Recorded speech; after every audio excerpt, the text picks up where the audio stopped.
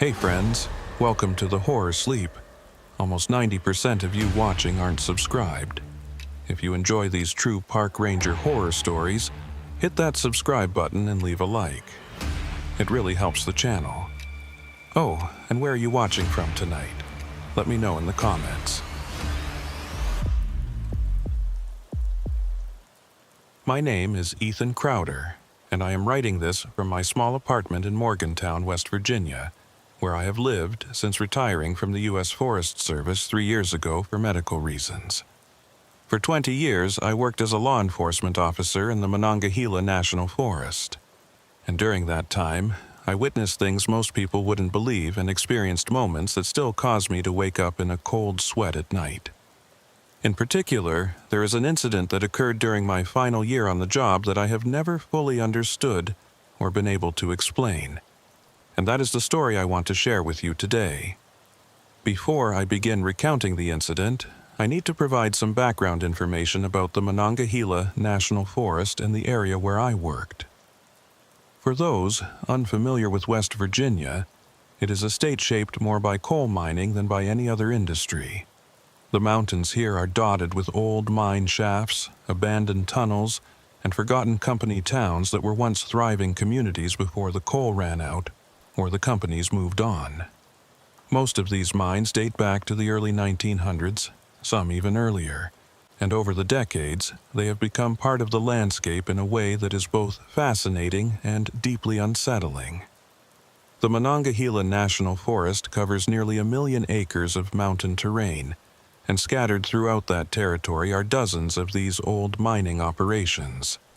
Some have been sealed off by the state, others have simply been left to decay and collapse on their own, and part of our job as rangers was to monitor these sites to make sure hikers and tourists didn't wander into dangerous areas where they could get hurt, or worse.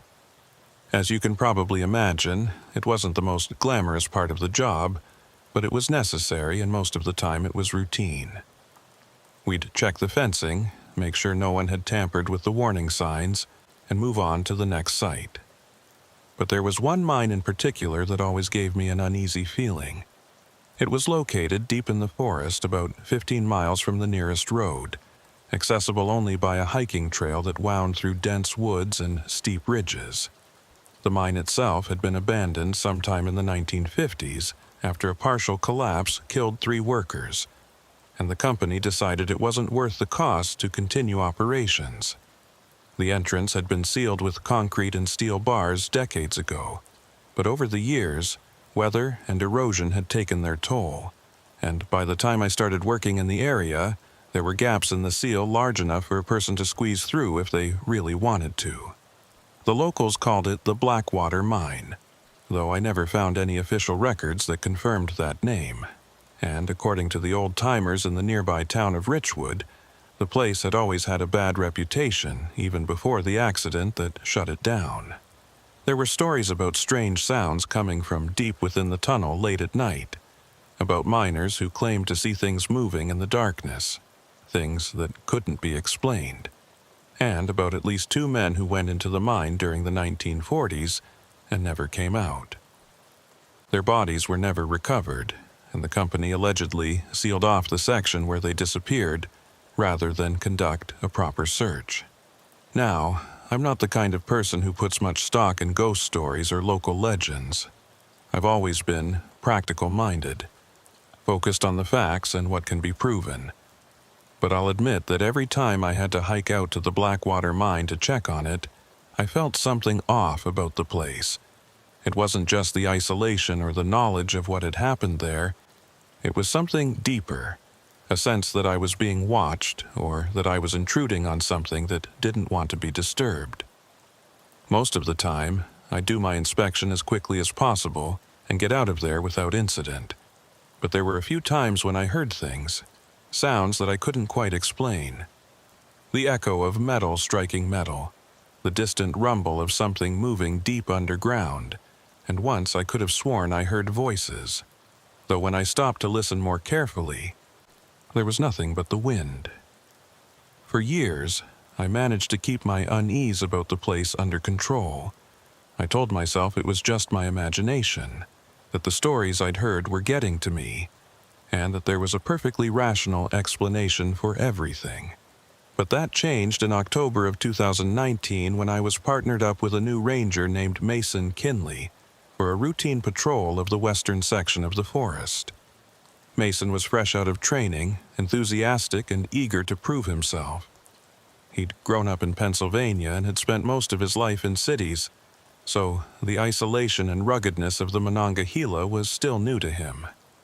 He asked a lot of questions, wanted to know the history of every site we visited, and seemed genuinely excited to be working in such a remote and beautiful area. I liked him right away.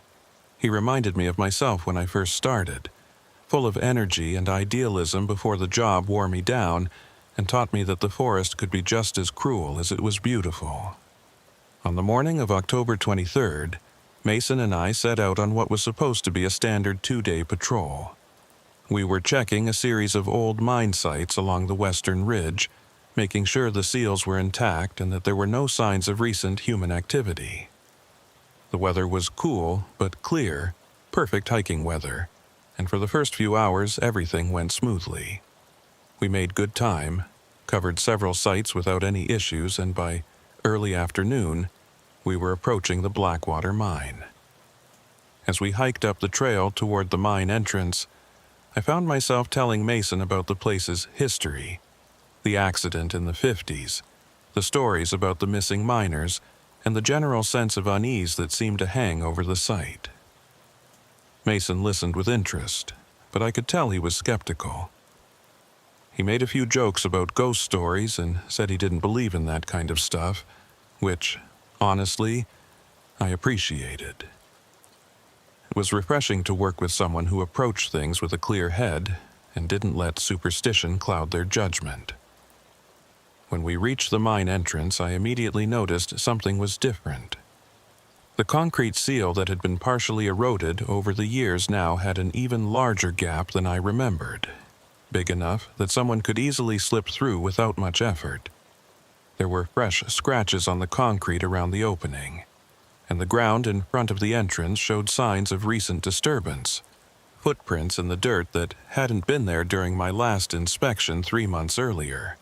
Mason noticed it too, and his demeanor shifted from casual curiosity to professional alertness.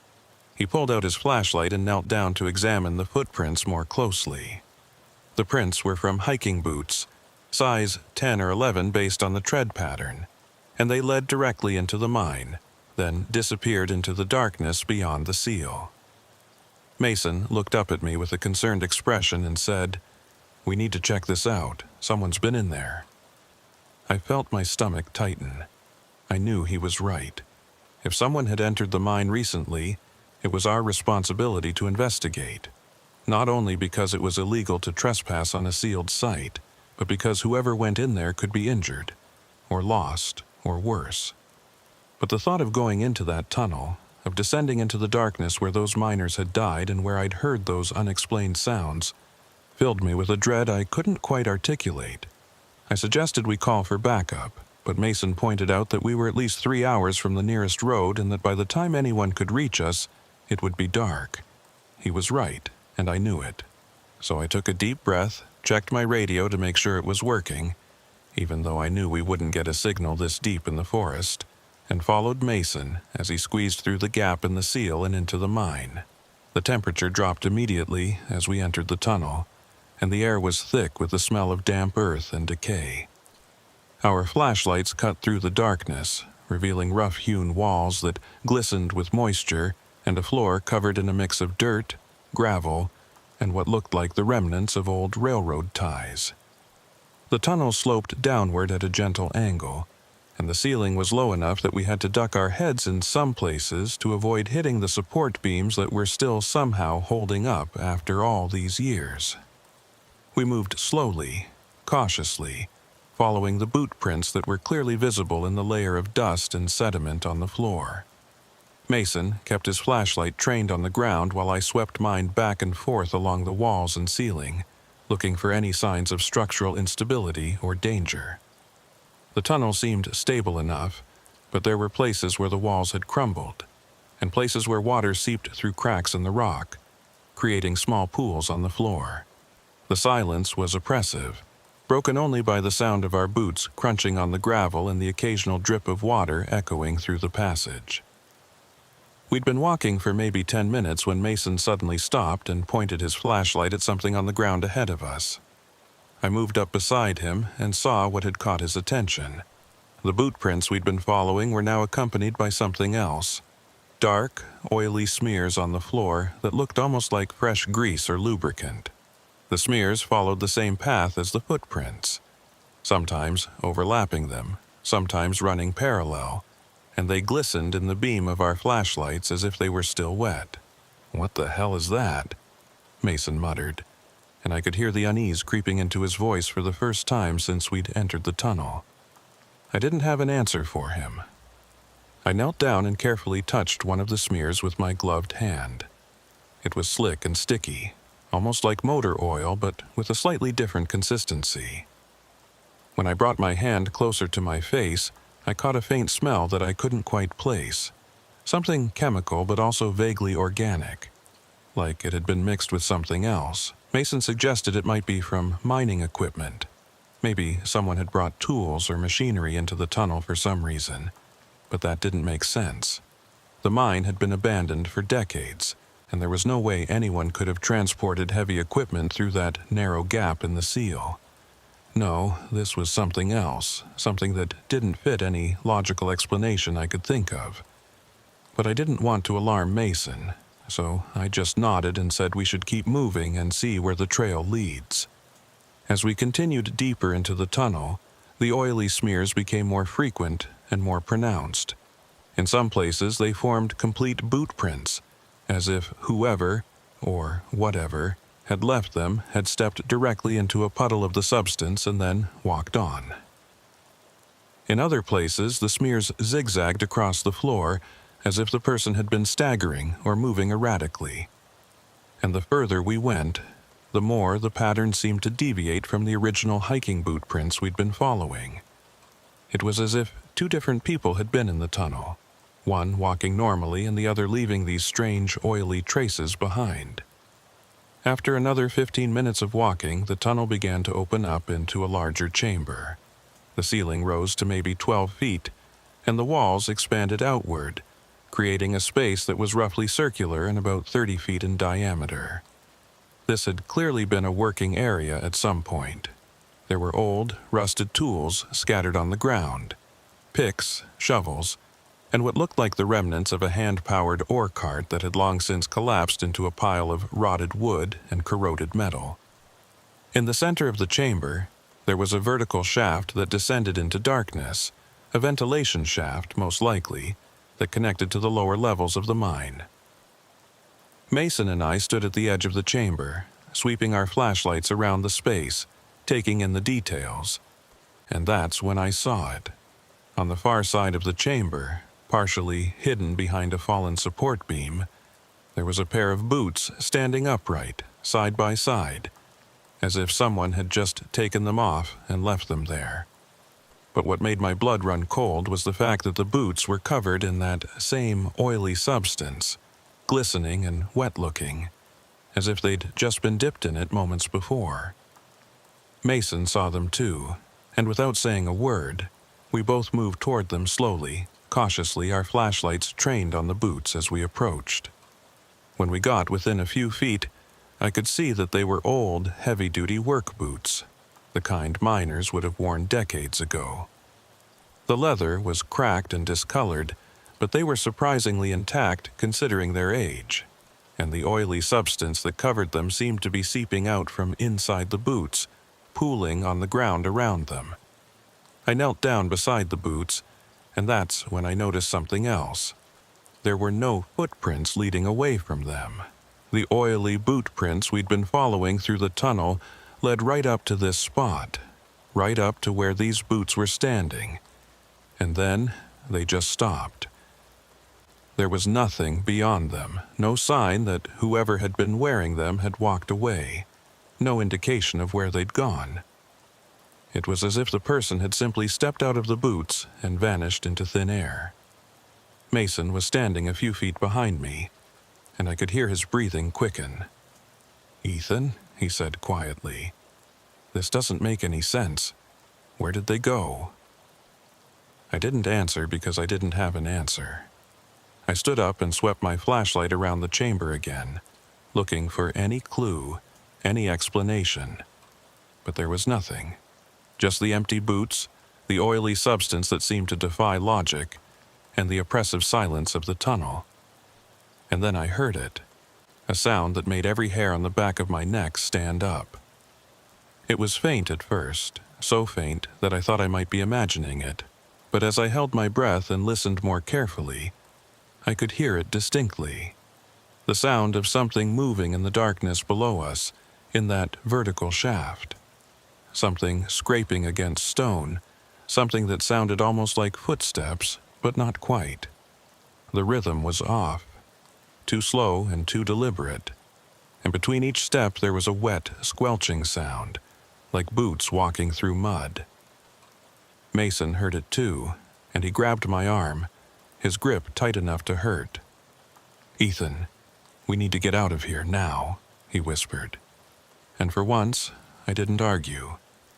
I nodded, and we both turned and started back toward the tunnel entrance, moving as quickly as we could without breaking into a full run. But as we moved, I couldn't shake the feeling that we were being followed, that whatever had made those sounds in the shaft was now climbing up behind us, moving through the darkness with a purpose that I didn't want to understand. We made it back to the entrance in record time, squeezing through the gap in the seal and emerging into the late afternoon sunlight, gasping for breath and shaking with adrenaline. Once we were outside, Mason pulled out his radio and tried to call HQ, but just as I'd expected, we couldn't get a signal this deep in the forest. We'd have to hike back to higher ground before we could report what we'd found. As we stood there, catching our breath and trying to process what had just happened, I looked back at the mine entrance, and that's when I saw something that made my blood run cold. There, in the dirt just outside the seal, were fresh boot prints, oily, glistening prints that led out of the mine and disappeared into the underbrush. And they hadn't been there when we'd arrived. Mason saw the prints at the same time I did, and the color drained from his face. We both stood there, frozen, staring at those impossible tracks, trying to make sense of what we were seeing. The prints led away from the mine entrance in a direction that would take whoever made them deeper into the forest, away from the trail we'd used to get here, away from anything resembling civilization. And the worst part was that the prints were still wet, still glistening in the fading afternoon light, as if they'd been made just moments before. I knew we had to make a decision, and we had to make it fast. We could follow the tracks and try to find whoever, or whatever, had made them, or we could hike back to higher ground, report what we'd found, and let a larger team handle the investigation. Every instinct I had was screaming at me to take the second option, to get as far away from that mine as possible and never come back. But I also knew that if someone was out there in the forest, possibly injured or in danger, we had a responsibility to help them. Mason was thinking the same thing. I could see it in his face, the internal struggle between fear and duty. Finally, he looked at me and said, "What do you think we should do?" And I realized that he was deferring to my experience, to my judgment, which somehow made the decision even harder. I took a deep breath, looked at the tracks one more time, and said, "We follow them, but we stay alert, and if anything feels wrong, if we see or hear anything that doesn't make sense, we turn around and get out. Do you understand?" Mason nodded, his jaw set with determination, and we began to follow the oily boot prints into the forest. The prints were easy to follow at first. They led us through the underbrush, along a barely visible game trail that wound between the trees. The person who'd made them, whoever they were, seemed to know where they were going. The path they took avoided the thickest vegetation and followed the natural contours of the land, as if they'd walked this route many times before. But the more we followed the tracks, the more I noticed something strange. The spacing between the prints was inconsistent. Sometimes they were close together, as if the person had been taking short, shuffling steps, and sometimes they were far apart, as if they'd been running or leaping. And the depth of the prints varied too. Some were deep, pressed firmly into the soft earth, while others were shallow, barely leaving an impression at all. Mason noticed it too, and he kept glancing over at me as if looking for reassurance that what we were seeing made sense. But I had no reassurance to give him. I was just as confused and unnerved as he was. We'd been following the tracks for maybe 20 minutes when we came to a small clearing. And that's where things got even stranger. The boot prints led into the clearing, circled around what looked like the remains of an old campfire, and then simply stopped. Right in the middle of the clearing. No prints leading out, no indication of where the person had gone, just like in the tunnel. Mason and I stood at the edge of the clearing, our flashlights now necessary as the sun dipped below the tree line and shadows grew long and deep. I approached the old campfire cautiously and knelt down to examine it. The ashes were cold, long dead. But there were objects scattered around the fire ring that caught my attention. A rusted tin cup, a few pieces of rotted fabric that might have once been clothing, and something that made my stomach turn. A yellowed piece of paper, folded and tucked under a stone at the edge of the fire ring. I picked up the paper carefully and unfolded it. The paper was brittle with age, and the ink was faded, but I could still make out what had been written on it. It was a list of names, 7 names written in a shaky hand, and next to each name was a date. The dates ranged from 1947 to 1953, and at the bottom of the list, below the last name and date, there was a single sentence scrawled in the same shaky handwriting. "We are still here." I showed the paper to Mason, and I watched as he read it, his face growing paler with each word. "What the hell does that mean?" he asked. But before I could answer, we both heard something, a sound that came from somewhere behind us, back in the direction of the mine. It was the same sound we'd heard in the tunnel, that wet, squelching footstep sound, but now it was above ground, moving through the forest, and it was getting closer. We didn't wait to see what was making the sound. We turned and ran, crashing through the underbrush without any thought for stealth or caution. All we cared about was putting distance between ourselves and that sound. We ran for what felt like an eternity, branches whipping at our faces, roots threatening to trip us with every step, and all the while I could hear it behind us. That methodical squelching, getting closer and closer no matter how fast we ran. Finally, we burst out onto the main trail, the one that would lead us back to higher ground and cell phone signal. Mason was gasping for breath, his face red from exertion, but we didn't stop. We kept running, our boots pounding on the dirt trail, until finally, mercifully, the sound behind us faded and then disappeared altogether. We slowed to a fast walk, both of us too exhausted to keep running, and neither of us willing to speak about what had just happened. Not yet. Not until we were somewhere safe. We hiked for another hour, until we reached a ridge where Mason's phone finally got a signal.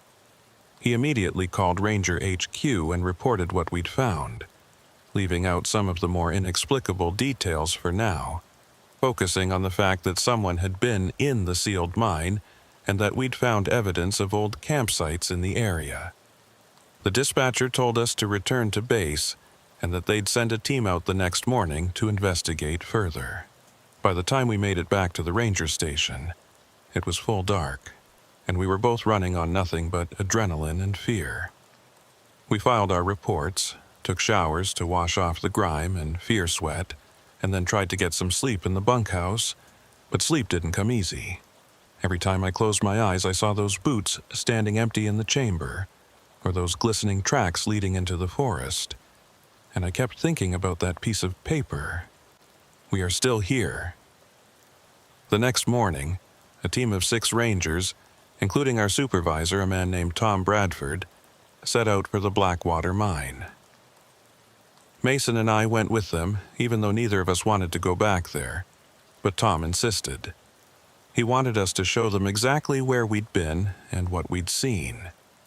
When we reached the mine entrance, Tom examined the seal in the gap where Mason and I had entered the day before. He agreed that someone had clearly been inside recently, but he seemed skeptical about the rest of our story. The oily substance, the empty boots, the sounds in the darkness. He didn't say it outright, but I could tell he thought we'd let our imaginations run wild. 4 rangers entered the mine, with Mason and I waiting outside with Tom.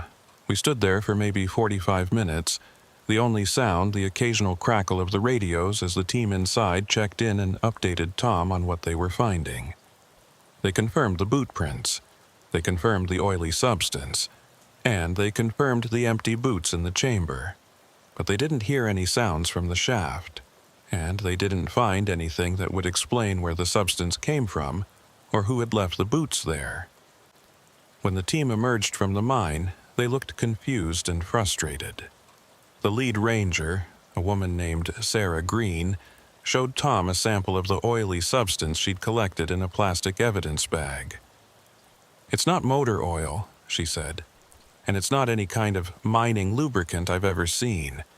We'll need to send it to a lab to figure out what it is, but honestly, I've never seen anything like it." Tom nodded, took the bag, and then asked if anyone had explored the vertical shaft. Sarah shook her head and said the ladder down was completely rusted through and it wasn't safe to descend without proper climbing equipment. Tom made a note of that and said they'd come back with a technical team to investigate the lower levels. We hiked out to the clearing where Mason and I had found the campfire and the list of names. The clearing was still there. The fire ring was still there. But the piece of paper was gone. We searched the entire area, turned over every stone and looked under every piece of debris, but the paper had vanished. Tom asked if we were sure we'd left it there, and Mason insisted that we had. But without the paper to corroborate our story, Tom seemed even more skeptical. Over the next few days, the lab results came back on the oily substance, and that's when things took an even stranger turn. The substance was organic, but it wasn't anything the lab could identify.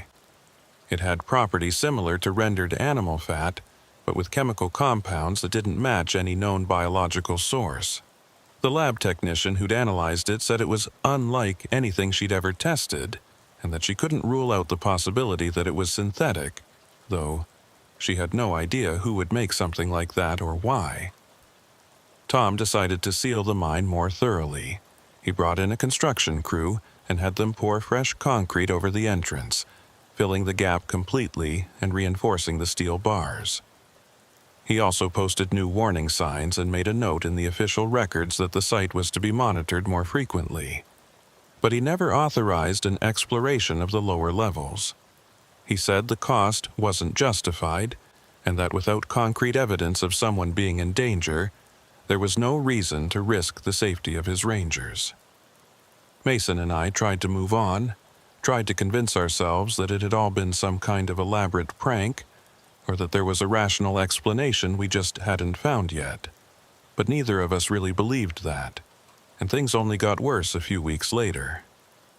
It was early November, and I was doing a solo patrol in a completely different section of the forest, miles away from the Blackwater mine. I was checking a series of trail markers, making sure they were still intact and properly positioned, when I came across something that made me stop dead in my tracks. There, in the middle of the trail, partially covered by fallen leaves, was a single boot, an old leather work boot covered in that same oily substance. I didn't touch it. I didn't even get close to it. I just stood there, staring at it, my mind racing with possibilities and fears. And then I heard it again, that wet, squelching sound coming from somewhere in the trees behind me. I turned slowly, my hand instinctively moving to the radio on my belt, but there was nothing there. Just the forest. Just the trees swaying gently in the wind. just the silence. I backed away from the boot, keeping my eyes on the tree line, and then I turned and walked quickly back the way I'd come. I didn't run.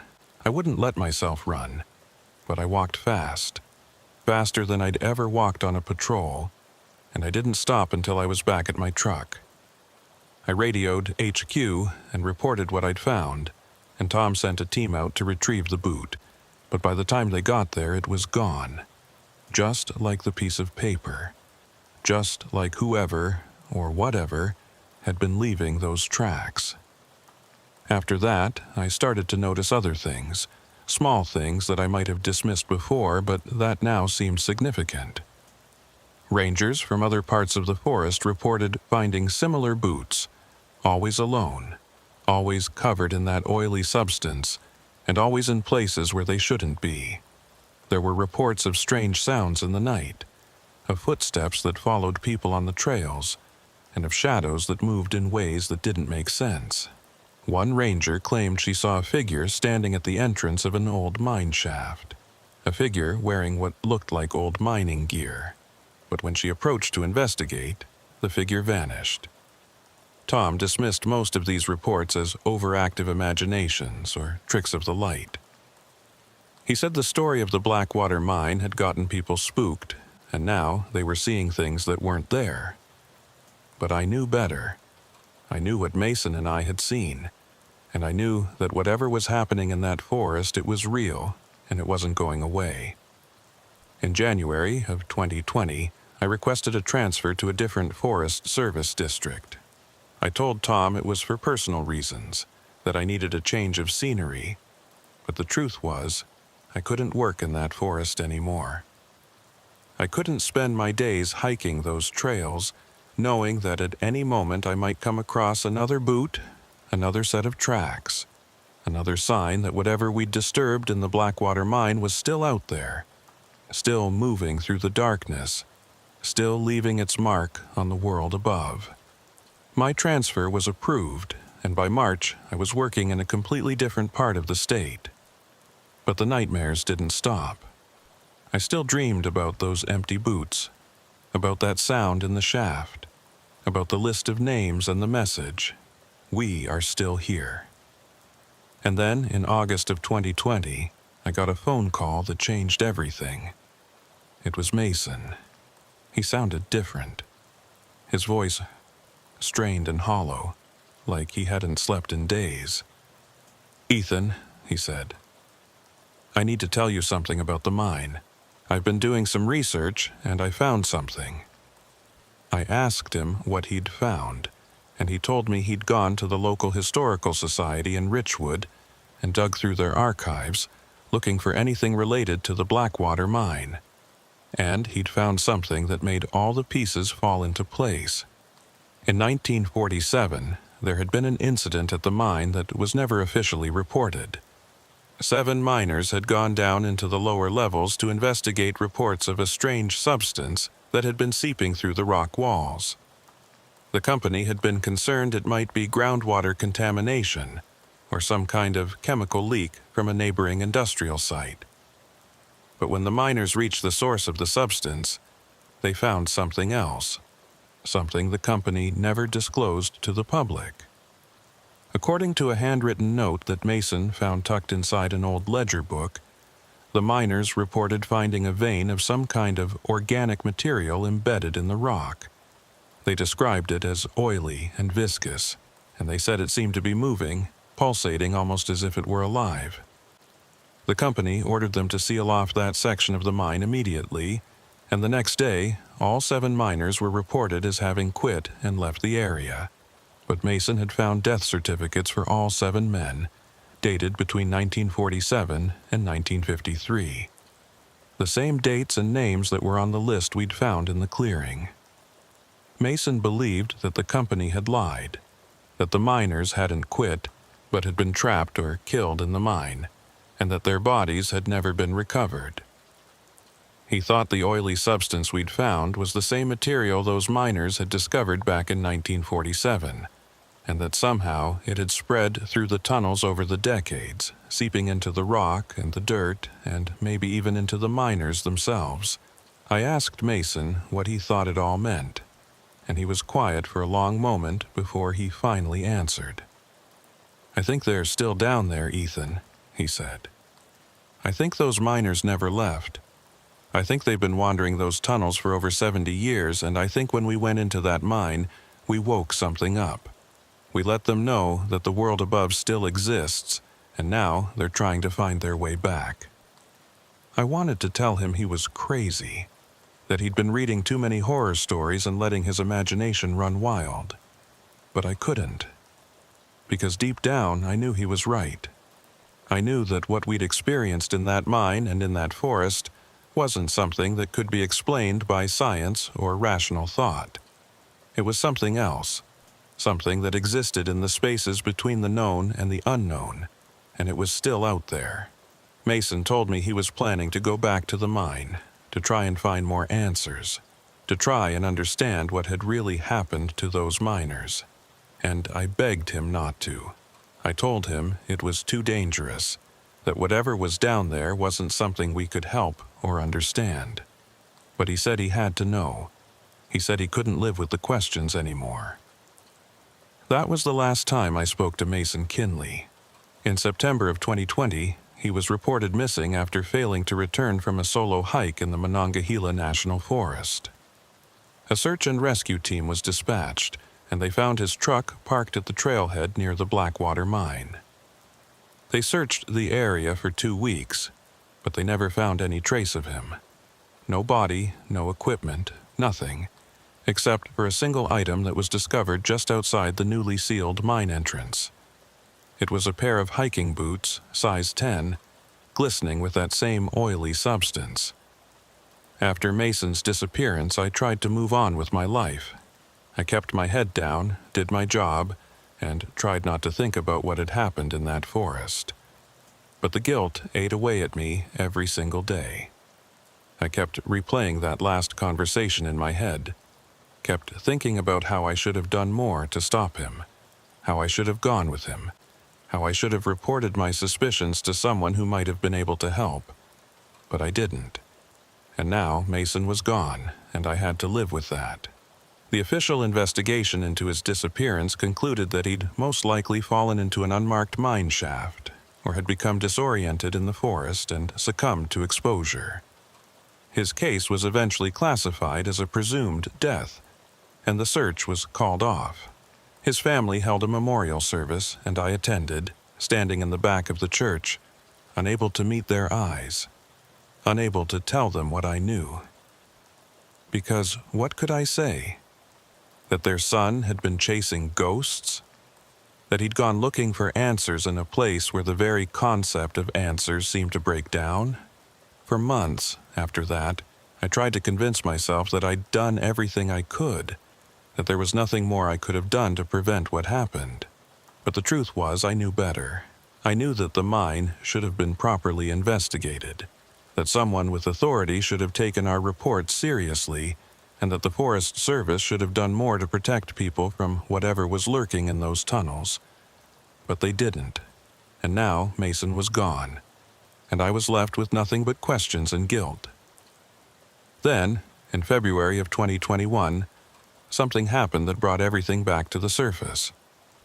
I was working a routine patrol in my new district, nowhere near the Monongahela, when I got a call from Tom Bradford, my old supervisor in West Virginia.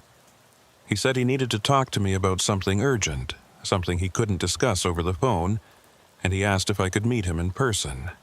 I was hesitant. I didn't want to go back to West Virginia, didn't want to relive everything that had happened. But something in Tom's voice told me this was important, so I agreed. We met at a diner in Elkins, a small town about 40 miles from the Blackwater mine. Tom looked like he'd aged 10 years since I'd last seen him. His face was drawn, his eyes tired, and there was a nervousness about him that I'd never seen before. We made small talk for a few minutes, ordered coffee, and then Tom leaned in close and said, "Ethan, I need to tell you something, and I need you to hear me out before you say anything." He told me that after Mason's disappearance, the Forest Service had finally authorized a full exploration of the Blackwater mine. They'd brought in a technical team with proper climbing equipment, and they'd descended into the vertical shaft that Mason and I had seen in the chamber. What they found down there, Tom said, was something that no one could explain. The lower levels of the mine were extensive, far more extensive than any of the official maps had indicated. There were tunnels that branched off in multiple directions, some leading deeper underground, and some leading laterally for hundreds of feet. And throughout these tunnels, the technical team found more of that oily substance coating the walls, pooling on the floor, seeping from cracks in the rock. But that wasn't the worst part. In one of the deepest chambers, the team found what appeared to be a makeshift living area. There were old mining tools arranged in neat rows.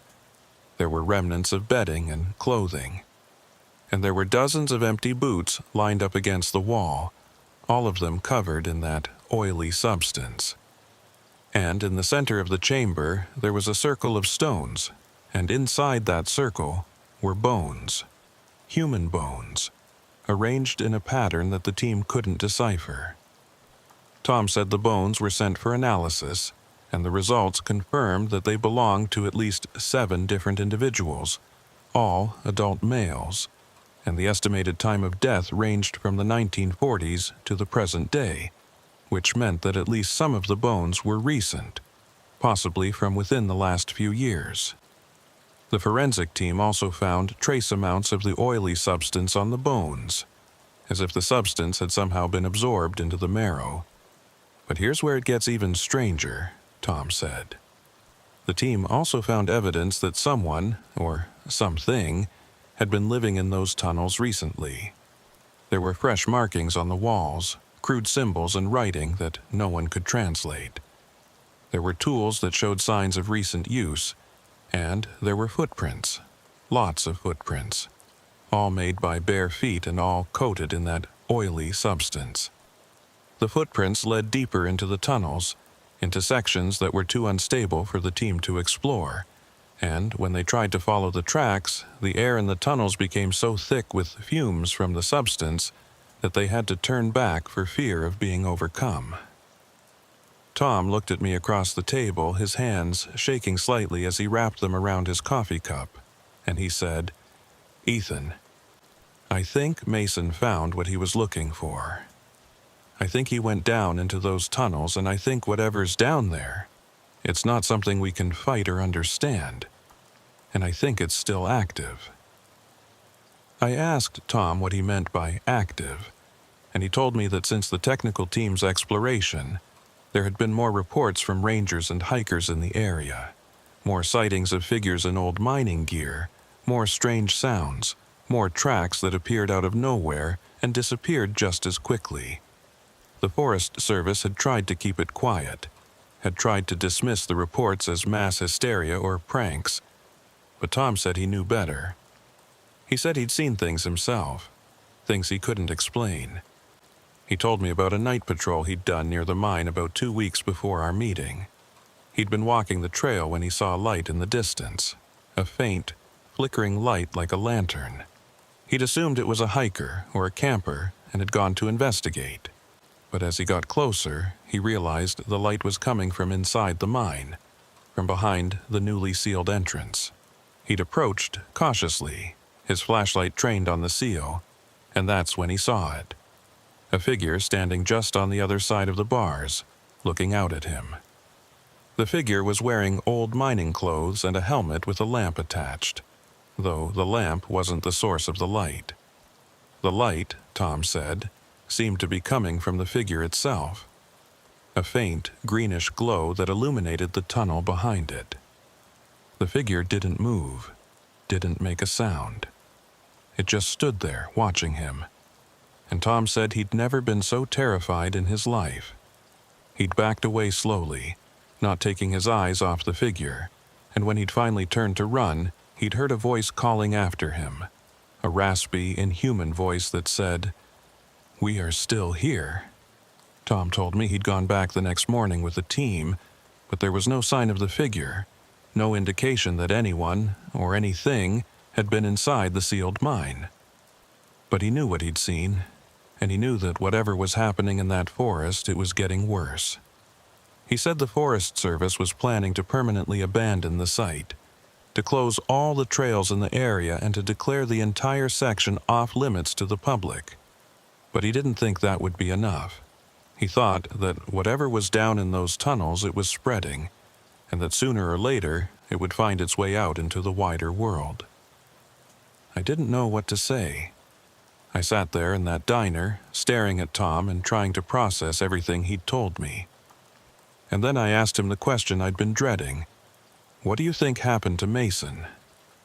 Tom was quiet for a long moment, and then he said, I think Mason went into the mine, and I think he found what he was looking for, but I also think he didn't come back, not in any way that matters.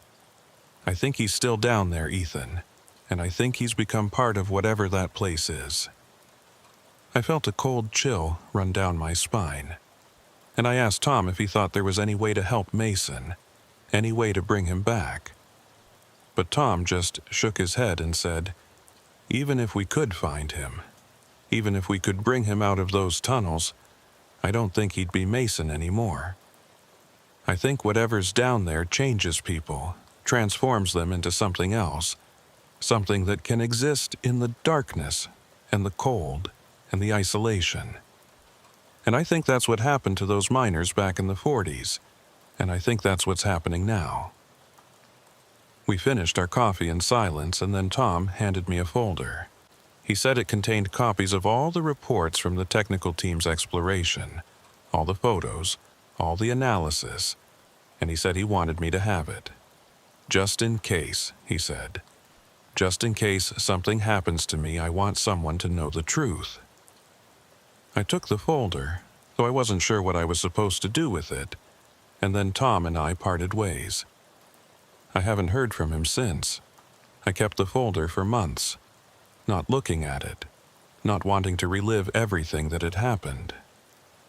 But eventually, curiosity got the better of me, and I opened it.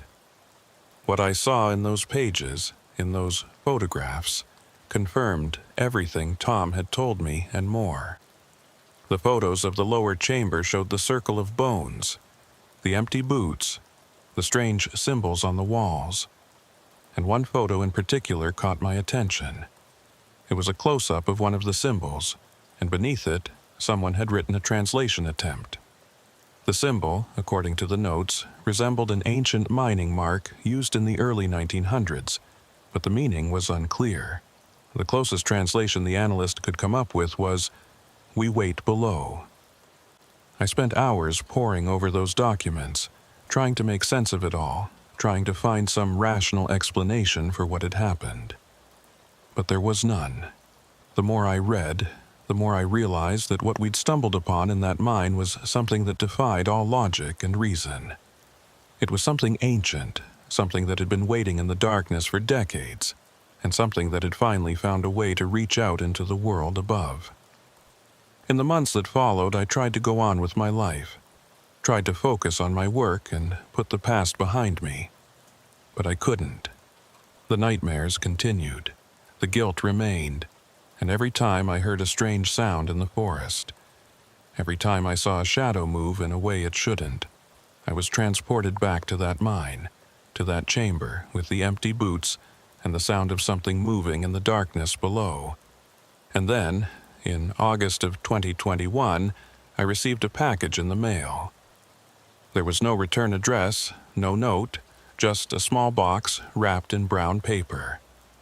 Inside the box was a single item, a photograph. The photograph showed a figure standing in the entrance of a mine. The figure was wearing ranger gear, and the face, though partially obscured by shadow, was unmistakably Mason's. But there was something wrong with the image, something off about the way Mason was standing, the way his eyes seemed to reflect light like an animal's. And most disturbing of all, his boots, the ones he was wearing in the photograph, were covered in that same oily substance. I don't know who sent me that photograph or why, but I know what it means. It means that Mason is still out there, still in those tunnels, still part of whatever that mine has become. And it means that Tom was right. There's no bringing him back, no saving him from what he's become.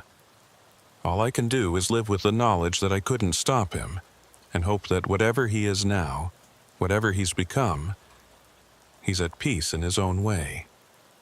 I retired from the Forest Service in 2022. I told people it was for health reasons, that the job had taken its toll on me physically and mentally. But the truth is, I couldn't do it anymore. I couldn't spend my days in the forest, knowing what I knew, seeing what I'd seen. I moved to Morgantown, got a small apartment, and tried to build a new life away from the trees and the trails and the darkness. But the memories never leave me. They're always there, lurking in the back of my mind, waiting for a quiet moment to resurface. I still think about Mason every day. I think about Tom and the other rangers who've encountered things they can't explain.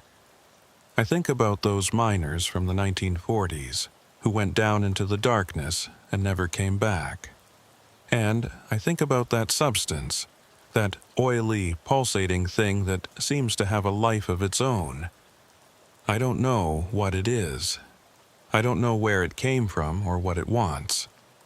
But I know it's still down there, in the depths of the Blackwater mine, waiting. Sometimes, late at night when I can't sleep, I find myself wondering if it's spreading, if it's seeping through the rock and the soil, finding its way into other mines, other tunnels, other places where people go looking for answers. I wonder if one day it'll reach the surface, if it'll find its way into the towns and the cities. And if, when that happens, anyone will believe the stories of a retired forest ranger who tried to warn them. But mostly I wonder about those 7 miners, the ones who found that substance back in 1947, the ones whose names were on that list. I wonder if they're still down there, if they're still aware, if they know what they've become. And if they do, if they regret going into that mine on that day all those years ago. I'll never have answers to these questions. None of us will. The Blackwater mine is sealed now, declared permanently off limits, and the Forest Service has done everything they can to erase it from memory. But I know the truth, and I know that some things can't be sealed away, can't be buried or forgotten. Some things exist in the spaces between the light and the dark, between the known and the unknown, and those things are patient. They can wait, they can watch, and when the time is right, they can reach out and pull you down into the darkness with them. That's what happened to those miners. That's what happened to Mason. And if I'm being honest with myself, that's what almost happened to me. The only difference is that I got out. I made it back to the surface, back to the light.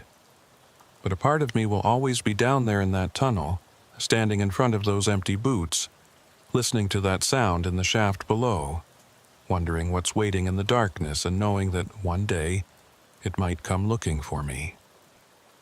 So if you're reading this, if you're someone who likes to explore old mines or abandoned places, or if you're just someone who's curious about the mysteries that lurk in the forgotten corners of the world, please take this as a warning. Some places are abandoned for a reason. Some doors are sealed because what's on the other side shouldn't be disturbed. And some questions are better left unanswered. The Blackwater mine taught me that lesson the hard way, and I pray that you never have to learn it yourself. But if you do, if you ever find yourself standing in front of a sealed mine entrance, if you ever see tracks that lead into the darkness and then simply disappear, if you ever hear that wet, squelching sound moving through the tunnels beneath your feet, then do what I should have done from the very beginning. Turn around, walk away, and never look back. Because once you go down into that darkness, once you see what's waiting there, you'll never truly escape. It'll follow you wherever you go. It'll haunt your dreams and your waking hours. And it'll wait patiently for the day when you let your guard down, when you take that one step too far into the shadows. And when that day comes, it'll be waiting for you with open arms and empty boots, ready to welcome you home to the darkness where we are still here.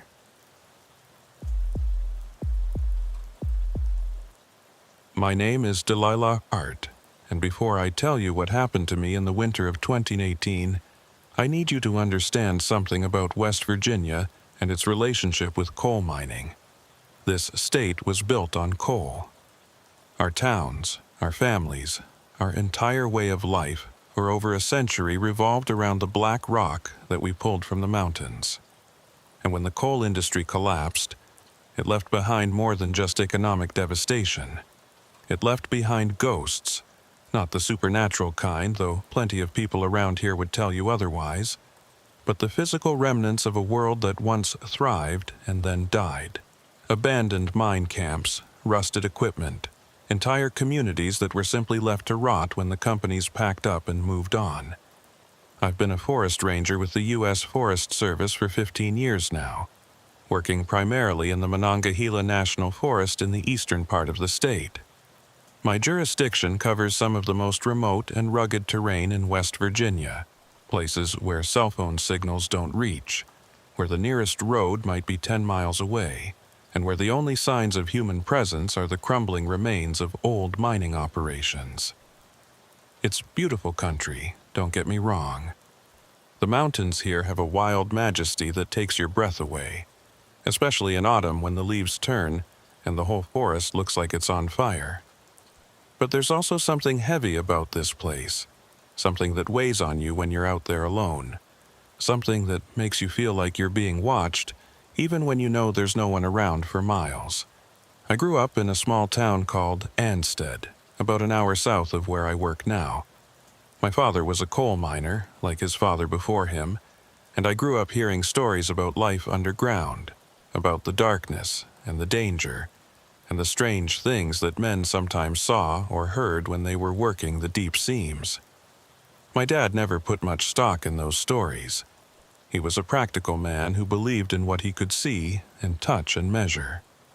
But even he admitted that there were times when he'd been down in the mines and felt something that he couldn't quite explain. A presence, he called it. Something that made the hair on the back of his neck stand up and made him want to get back to the surface as quickly as possible. He died in a mining accident when I was 16, a roof collapse that killed him and 2 other men instantly. And after that, I knew I could never go underground.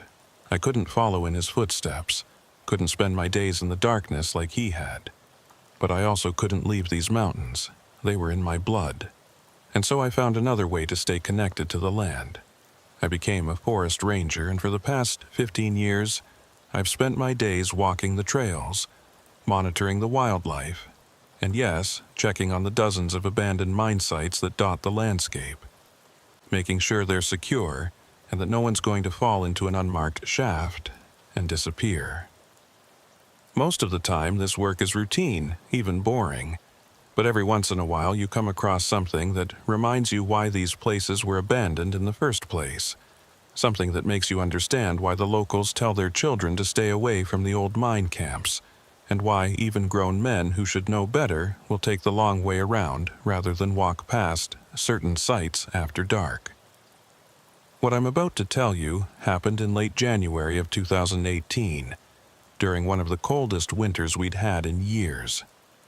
Temperatures had been below freezing for weeks, and the forest was covered in a thick layer of snow that made even the most familiar trails look alien and strange.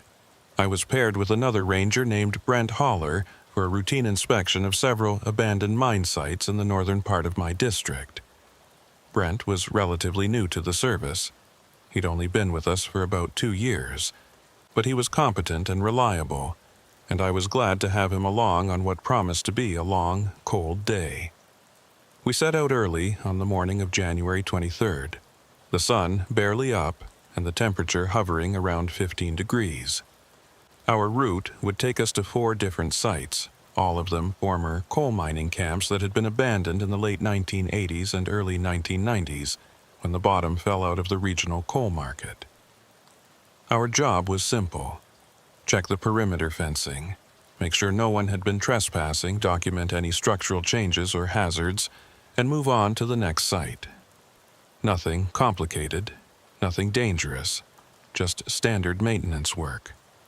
The first 3 sites went exactly as expected. We found the fences intact, no signs of recent human activity, and nothing that required immediate attention. The camps themselves were in various states of decay. Some had been completely reclaimed by the forest, with trees growing up through the floors of old buildings and vines covering everything in sight. Others were more intact, their metal structures still standing but rusted and deteriorating slowly in the weather. We took our photos, filed our reports, and by early afternoon we were heading to the 4th and final site, a place called the Thornton Creek Mining Camp. I'd been to Thornton Creek once before, about 3 years earlier, and I remembered it as being one of the more intact abandoned sites I'd seen. The camp had been a relatively small operation, employing maybe 50 men at its peak, and it had shut down in 1987 when the company that owned it went bankrupt. The site consisted of several buildings, including a main office structure, an equipment maintenance shed, and a small dormitory where workers had stayed during their shifts. There was also the mine entrance itself, a horizontal shaft that extended back into the mountainside for maybe a quarter mile before connecting to a series of vertical shafts that went down into the deeper coal seams. The company had made an effort to seal the mine when they abandoned it. They'd installed a heavy steel gate across the entrance and posted warning signs, but over the years weather and vandals had taken their toll.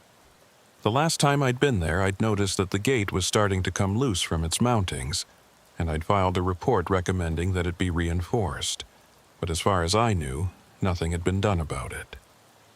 Budget constraints, probably. The Forest Service was always underfunded, and there were always more urgent priorities than fixing a gate on an abandoned mine that no one ever visited. Brent and I reached the access road that led to Thornton Creek around 2:30 in the afternoon. The road itself was more of a trail, really, barely wide enough for our truck and covered in snow that hadn't been disturbed since the last storm 3 days earlier. We drove slowly, carefully navigating the ruts and fallen branches until we finally came to a small clearing where the road ended. This was as far as we could take the vehicle. The camp itself was another half-mile up a steep hiking trail. We geared up, putting on our heavy winter coats, gloves, and the reflective vests that identified us as Forest Service Rangers. Brent grabbed the inspection checklist and I took the camera, and then we set off up the trail. The forest was absolutely silent that afternoon. No birds, no wind, just the sound of our boots crunching through the snow and our breath steaming in the frigid air. The trees stood like sentinels on either side of the trail, their bare branches reaching up toward a gray sky that promised more snow before nightfall. It took us about 20 minutes to reach the camp, and when we did, I stopped short because something was immediately, obviously wrong. From where we stood at the edge of the clearing, I could see the main buildings still standing, but what caught my attention was something I hadn't expected to see. Lights. There were lights on in the equipment maintenance shed, dim and flickering, but unmistakably lights. Brent saw them too, and he turned to look at me with a confused expression that probably mirrored my own. "That doesn't make sense," he said, his breath forming clouds in the cold air. "This place has been abandoned for over 30 years. There's no power out here." He was right, of course. The camp had been disconnected from the electrical grid back in the 1980s when it shut down, and there was no reason for there to be any power here at all. And yet there it was, a faint, yellowish glow coming from the windows of the maintenance shed like someone had turned on a work light and left it running. We approached, cautiously, our hands instinctively moving to the radios on our belts, even though we both knew we wouldn't get a signal out here. We were too far from any cell towers, too deep in the mountains. But it was a reflex, a reminder that we were trained professionals and that we knew how to handle unexpected situations. As we got closer to the shed, I could hear something else, a low, mechanical hum that seemed to be coming from inside the building. "It's a generator," Brent said quietly, and he was right. I recognized the sound now, the steady, rhythmic pulse of a gas-powered generator running at what sounded like full capacity. But that made even less sense than the lights. Why would there be a generator running in an abandoned mine camp? Who had brought it here? And more importantly, why? We reached the door of the maintenance shed, and I tried the handle. It wasn't locked. In fact, the door swung open easily on hinges that should have been rusted solid after 3 decades of neglect. Inside, the shed was a large, open space, maybe 40 feet by 30, with high ceilings and walls lined with old tool benches and storage racks. Most of the equipment that would have once filled this space was long gone, hauled away by scrappers or stolen over the years. But in the center of the room, sitting on a concrete pad, was a large industrial generator. And it was running. The generator was old. I could tell that much just by looking at it. It was a diesel model, probably from the 1970s or early 1980s, the kind of heavy-duty machine that mining companies use to power their equipment in remote locations. The casing was covered in rust and the paint had long since flaked away. But despite its age, the generator was running smoothly, its engine turning over with a steady, reliable rhythm that sent vibrations through the floor. Brent walked around the generator, examining it from different angles, while I stood near the door keeping watch. "I don't understand," he said after a moment. "This thing shouldn't be working, even if someone brought fuel out here, why would they do that? These old generators need regular maintenance.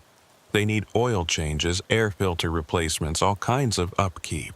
You can't just leave one sitting in an abandoned building for 30 years and expect it to start up." I walked over to where he was standing and looked at the fuel gauge on the side of the generator. What I saw made my blood run cold. The gauge showed empty. There was no fuel in the tank, and yet the generator was running. Its engine burning nothing but somehow still producing power. Brent saw it too, and I watched as the color drained from his face.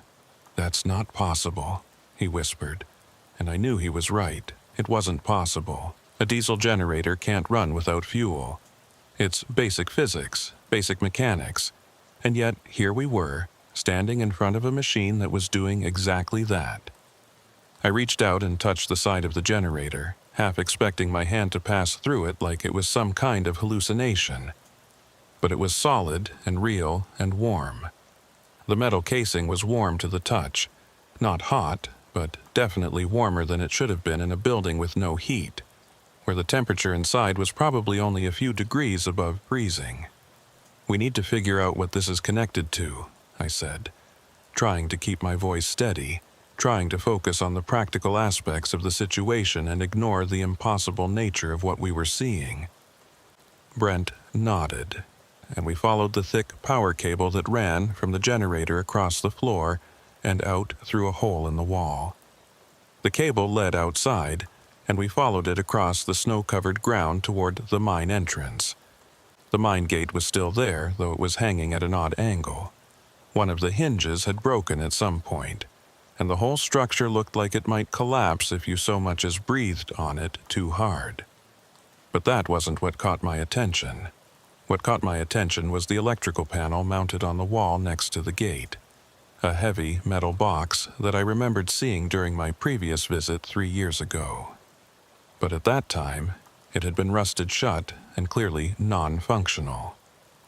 Now the panel door was hanging open, and I could see switches and circuit breakers inside.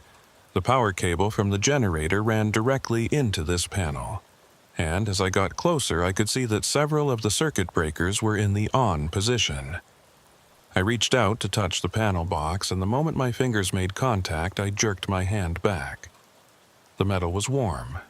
Not as warm as the generator, but definitely warmer than the ambient temperature should allow in this weather. Brent came up beside me and pointed to something I hadn't noticed yet. There was a small thermometer mounted inside the panel box, one of those simple dial types that maintenance workers use to monitor equipment temperature. According to the thermometer, the temperature inside the panel was 68 degrees Fahrenheit. I looked at my own thermometer, the one I wore clipped to my vest. It read 12 degrees. "This is insane," Brent said, and his voice had taken on a slightly hysterical edge. "Whoever's doing this, whoever's messing with us, they're doing a damn good job, because I have no idea how any of this is possible." But I wasn't sure anyone was messing with us. If this was some kind of elaborate prank, it would require an enormous amount of effort and resources. You'd need to set up a generator with some kind of hidden fuel source. You'd need to wire it into a decades-old electrical system and somehow make it all work in an abandoned mine camp miles from the nearest road. And all for what? To scare 2 forest rangers who might not even show up for months at a time? It didn't make sense. I followed the electrical lines from the panel and saw that they ran into the mine itself, disappearing into the darkness beyond the gate. "Someone turned on lights in there," Brent said, following my gaze. "We need to check it out." Every instinct I had was screaming at me to turn around, to walk away from this place and never come back. But I also knew Brent was right. If someone was illegally occupying this mine, if they'd set up some kind of operation down there, we had a responsibility to investigate. That's what forest rangers do. We protect public lands and we enforce the law, even when every fiber of our being is telling us to run. I pulled out my flashlight, checked to make sure it was working, and then looked at Brent. "You ready?"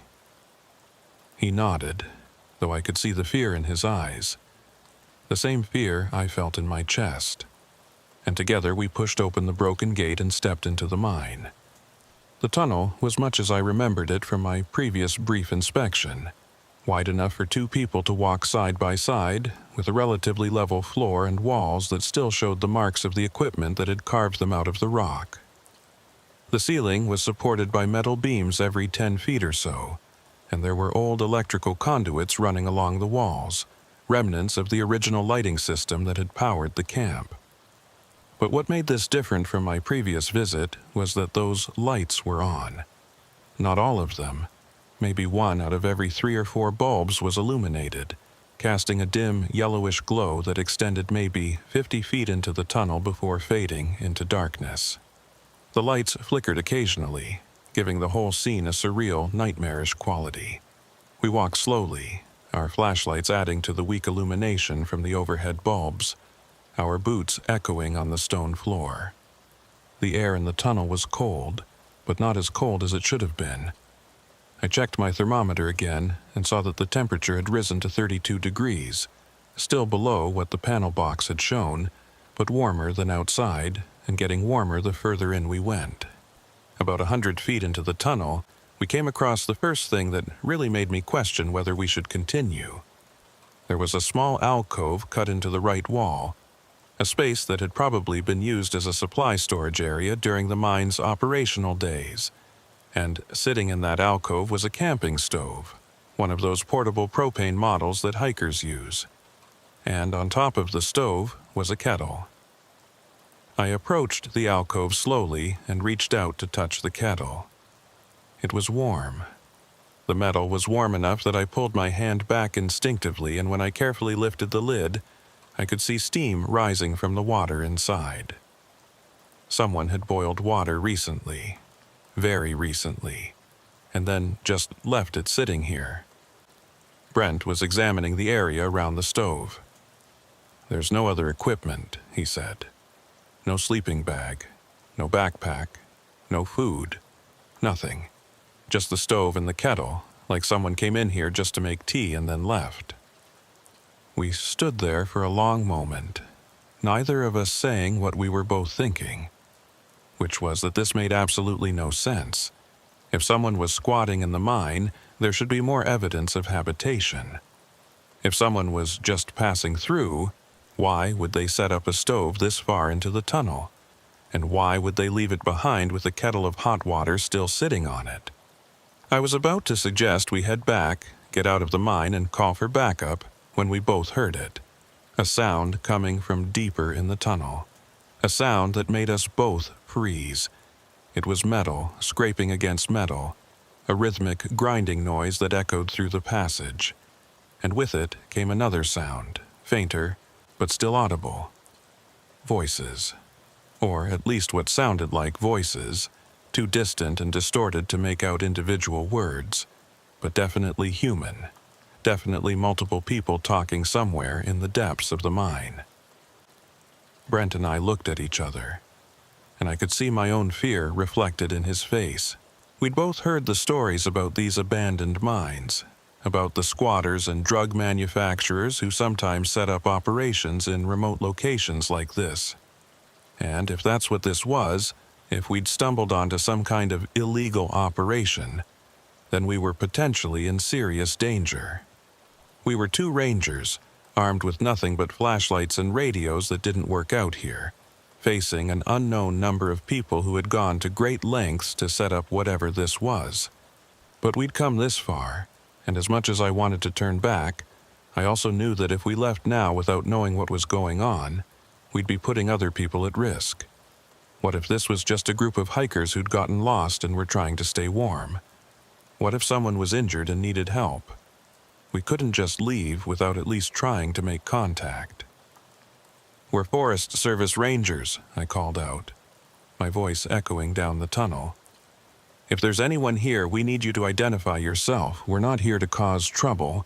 We just need to know if everyone's okay." The voices stopped immediately, and for a long moment there was nothing but silence. Even the scraping sound had ceased. Brent and I waited, holding our breath, and then we heard footsteps. Slow, deliberate footsteps coming toward us from deeper in the tunnel. I raised my flashlight, trained the beam down the tunnel, but I couldn't see anything beyond about 50 feet. The beam just seemed to get swallowed by the darkness, and those flickering overhead lights did more to create shadows than to illuminate anything useful. The footsteps were getting closer now, close enough that whoever was walking should have been visible, but there was still nothing. No figure emerging from the darkness, no sign of movement. "Hello?" I called out again. "We're Forest Rangers. We're here to help if you need assistance." The footsteps stopped, and then we heard something else, a sound that I can only describe as breathing, but wrong somehow. Too loud, too wet, like someone was struggling to draw air into damaged lungs. And then a voice spoke from the darkness. A rasping voice that sent chills down my spine. "Go back." That was all it said. Just 2 words, spoken with such malice, such anger, that I actually took a step backward. The voice didn't sound fully human. There was something wrong with it, something mechanical or distorted, like it was being played through a damaged speaker. "We need to leave," Brent whispered, his hand gripping my arm, and I nodded because he was right. Every instinct I had was screaming at me that we needed to get out of this tunnel right now. But as we turned to go, the lights went out. All of them. The overhead bulbs, the distant glow from deeper in the tunnel. Everything just clicked off simultaneously, leaving us in absolute darkness. The only light came from our flashlights, and in that moment, those beams seemed pitifully inadequate against the weight of the blackness surrounding us. And then we heard it again, those footsteps. But now they were running, coming toward us fast. Too fast for someone navigating a dark tunnel. Brent and I ran. We didn't discuss it, didn't plan it. We just turned and sprinted back toward the entrance, our flashlights bouncing wildly as we ran. I could hear whatever was behind us getting closer, the footsteps echoing and multiplying until it sounded like a dozen people were chasing us. We burst out of the mine entrance into the gray afternoon light, gasping for breath, and I grabbed the broken gate, trying to pull it closed even though I knew it wouldn't stop anything. The rusted hinges gave way completely, and the entire gate collapsed with a crash that echoed across the clearing. Brent was already running toward the trail, and I followed, my heart pounding so hard I thought it might burst. We made it back to the truck in record time, practically falling down the trail in our haste to get away from that place. And as soon as we were in the vehicle, Brent started the engine and threw it into reverse, not even bothering to turn around, just backing down that narrow trail at speeds that should have gotten us stuck or worse. But somehow we made it back to the main road, and then Brent stopped the truck and we both just sat there, trying to catch our breath, trying to process what had just happened. "What the hell was that?" Brent finally said, his voice shaking. "What the hell did we just run from?" I didn't have an answer. I still don't. We sat in that truck for maybe 10 minutes, and then I told Brent to drive us back to the ranger station. We needed to report this. We needed to tell someone what we'd found, even if I wasn't sure anyone would believe us. When we got back to the station, we went straight to our supervisor, a man named Carl Reeves, who'd been with the Forest Service for over 30 years. Carl listened to our report, his expression growing more concerned with each detail, and when we finished, he sat back in his chair and was quiet for a long moment. "You're telling me there's an operational generator in Thornton Creek," he finally said, "running on no fuel, powering lights in a mine that hasn't had electricity in 3 decades. "Yes, sir," I said. "And you heard voices and footsteps in the tunnel, but you didn't actually see anyone?" "Yes, sir," Brent said. Carl looked at both of us, and I could see the skepticism in his eyes, but I could also see something else, a wariness, like he'd heard stories like this before and didn't know quite what to make of them. "All right," he said. "I'll send a team out there tomorrow to check it out. In the meantime, you two file your reports and then go home. Get some rest." We did as he said.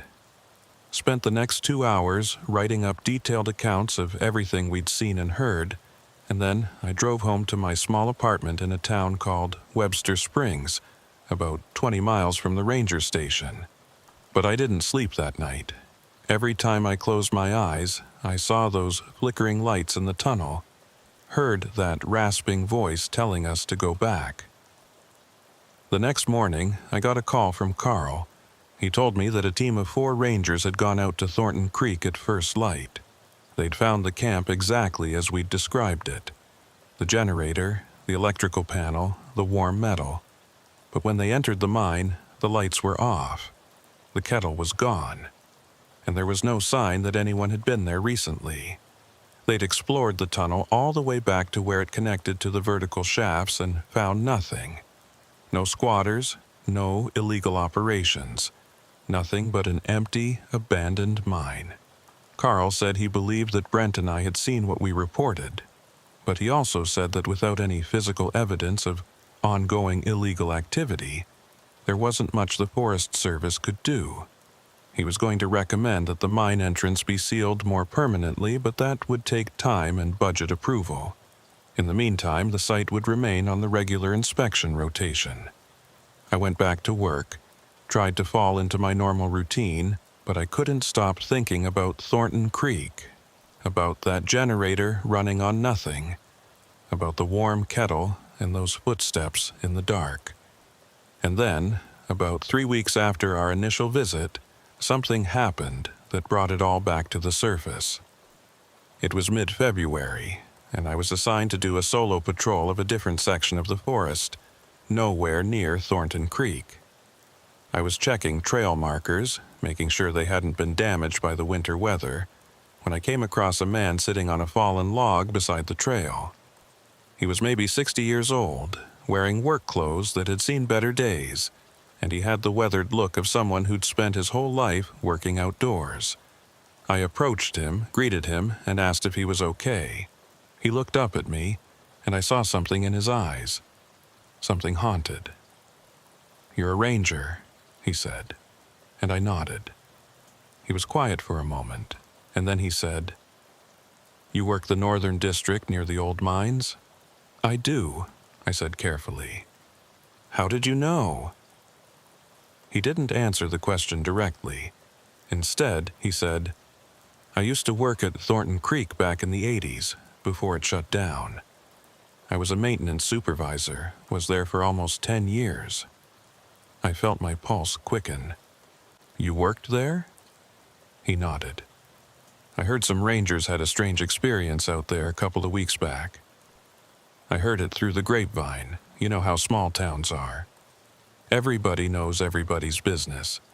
And I wanted to tell you something that might help you understand what you saw.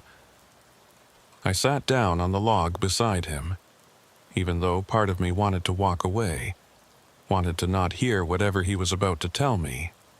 But I stayed, and I listened. He told me that in the spring of 1986, about a year before the mine shut down, there had been an accident. 3 miners had been working one of the deep seams about a half-mile down when there was a methane buildup and an explosion. The blast killed all 3 men instantly and trapped their bodies in a section of the mine that became structurally unstable. The company decided it was too dangerous to try to recover the bodies. They'd have to excavate through hundreds of tons of collapsed rock and timber, and there was a risk of triggering further collapses.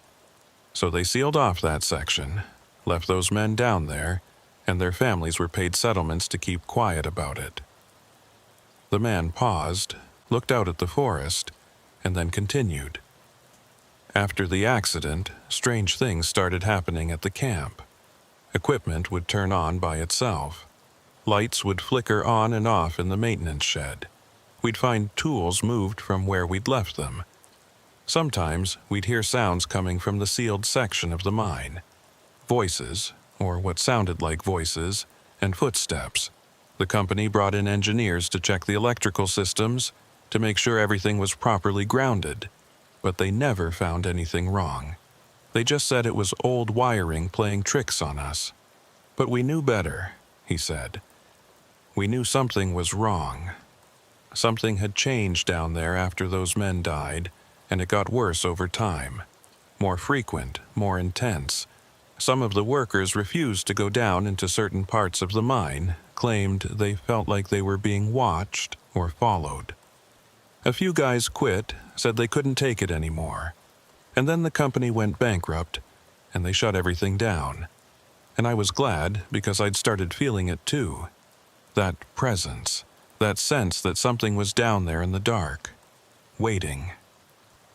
I asked him if he believed the mine was haunted, and he looked at me with those haunted eyes and said, I don't know what I believe. I don't know if it's ghosts or some kind of residual energy or just our minds playing tricks on us. But I know what I experienced and I know what you experienced, and I'm telling you to stay away from that place. Don't go back there. Don't send anyone else back there. Because whatever's down in that mine, it doesn't want to be disturbed, and it's made that very clear. I thanked him for telling me, though I wasn't sure if I felt better or worse for knowing the history, and then I asked him his name. He stood up, brushed off his pants, and said, It doesn't matter. And then he walked away, disappearing into the trees before I could say anything else. I went back to the ranger station and pulled the files on Thornton Creek, looking for any mention of the accident the man had described. I found a brief notation in a report from 1987. Mine closure following structural instability and declining profitability. But nothing about an explosion or deaths. I checked every database I had access to, looked through old newspaper archives, and found nothing. It was like the accident had never happened, or had been deliberately erased from the official record. But I believed the man. I believed him because what he described matched too perfectly with what Brent and I had experienced. The generator running on nothing. The warm equipment in a freezing building. The sense of presence in the tunnel. And I realized that we'd been given a warning. That rasping voice telling us to go back had been trying to protect us. Or maybe just trying to get rid of us before we disturbed something that should remain undisturbed. I told Carl what I'd learned, and to his credit, he took it seriously. He put Thornton Creek on the restricted list, meaning no one was to enter the mine without explicit authorization, and a team of at least 4 rangers. He also accelerated the approval process for permanently sealing the entrance. But then in early March, something else happened that made me realize we hadn't been careful enough. We hadn't acted fast enough. A young couple, hikers from out of state, had gotten lost in the Northern District and had sought shelter in what they thought was an abandoned mine camp. When search and rescue found them 3 days later, they were in the Thornton Creek maintenance shed, huddled around the generator, which, according to their statement, had been running the entire time they were there, keeping them warm, keeping them alive. The couple was suffering from exposure and dehydration, but they were alive. And when the search and rescue team asked them how they'd managed to keep the generator running for 3 days with no fuel, the couple looked confused. They said they hadn't done anything. The generator was already running when they arrived, and they'd just assumed it was some kind of emergency shelter maintained by the Forest Service. The search and rescue team checked the generator and found exactly what Brent and I had found. The tank was empty, there was no fuel, no explanation for how it was running, and when they tried to turn it off, the switch wouldn't budge. It was like the machine had fused in the on position. They ended up disconnecting the whole thing, pulling wires until it finally sputtered and died.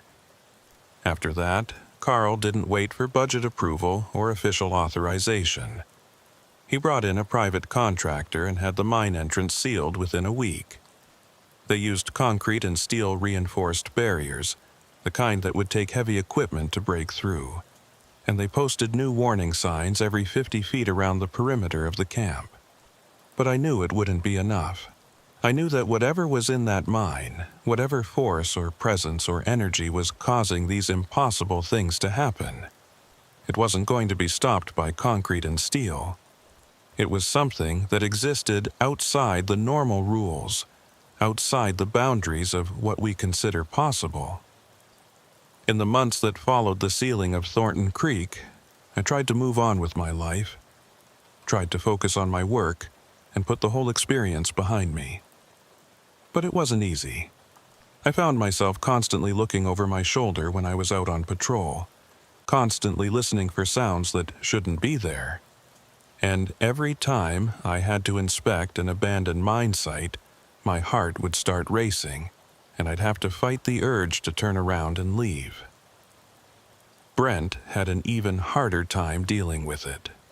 About 2 months after our experience at Thornton Creek, he requested a transfer to a different district, one that didn't have any abandoned mines in its jurisdiction. His request was approved, and the last time I spoke to him, he told me he still had nightmares about that day, still heard that voice in his head telling us to go back. "I can't do it anymore, Delilah," he said. "I can't be in those mountains knowing what's out there, knowing that there are places where the rules don't apply." I understood completely, and I didn't blame him for leaving. As for me, I'm still here, still working these mountains, still checking on abandoned sites, and still carrying the weight of what I saw at Thornton Creek.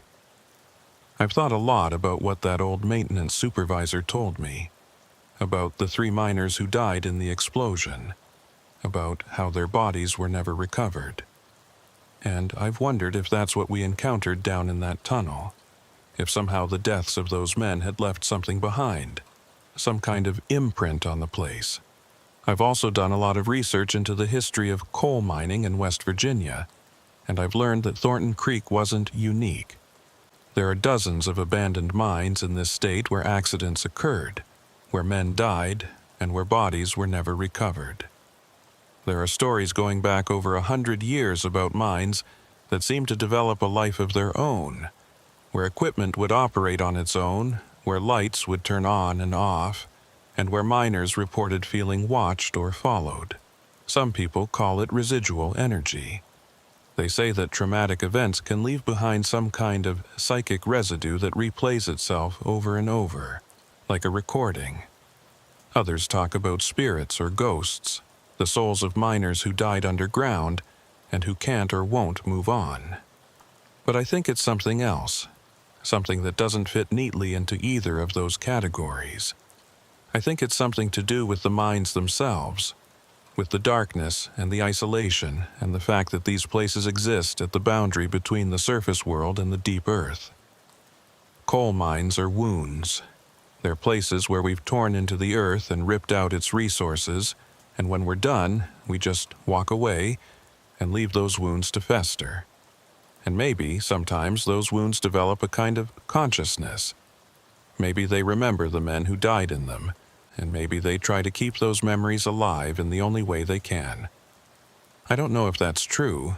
I don't know if I even believe it myself. But I know what I experienced at Thornton Creek. And I know that there are some places in these mountains where the normal rules don't apply, where generators run without fuel, where water stays warm in kettles that should have gone cold hours ago, and where voices speak from the darkness, telling intruders to go back. After the mine was sealed, I thought that would be the end of it. I thought that whatever was happening at Thornton Creek would stay contained, would remain trapped behind those concrete barriers.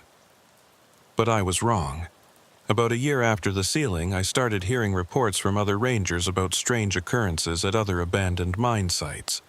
Generators running with no fuel, lights turning on in buildings that should have been dark, warm equipment in freezing temperatures, and always that sense of presence, that feeling of being watched. I compiled all these reports and brought them to Carl, expecting him to dismiss them as coincidence or imagination. But instead, he pulled out a file from his desk, a thick folder filled with similar reports going back decades, cases that had never been officially documented, never been investigated because no one wanted to admit that something impossible was happening. Carl told me that he'd been collecting these reports for his entire career, that he'd seen things himself, things he couldn't explain, and that he'd come to believe that there was something about these abandoned mines, something that made them different from other abandoned structures.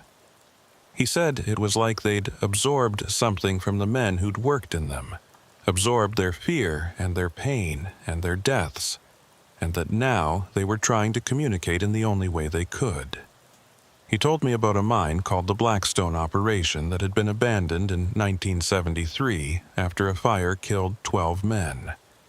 The company had sealed the mine, but for years afterward, people reported seeing lights deep underground, visible through cracks in the rock, hearing voices and smelling smoke even though the fire had been extinguished decades ago. He told me about the Crescent Valley Mine, where in 1955 a methane explosion killed 17 men and buried them under tons of rock. The mine was sealed, but in the 1980s, a group of hikers broke through the barrier and went inside. They were found 2 days later, all suffering from carbon monoxide poisoning, even though there was no source of CO in the sealed mine. They all reported seeing men in old mining gear walking through the tunnels, and they all said the men had tried to warn them to leave. And he told me about the Harper Ridge Mine, where in 1941 a roof collapse killed 9 men, and the company just filled in the entrance with debris and walked away. For the next 80 years, people reported hearing tapping sounds coming from under the ground. Rhythmic, metallic tapping that sounded like miners trying to signal that they were alive and needed help.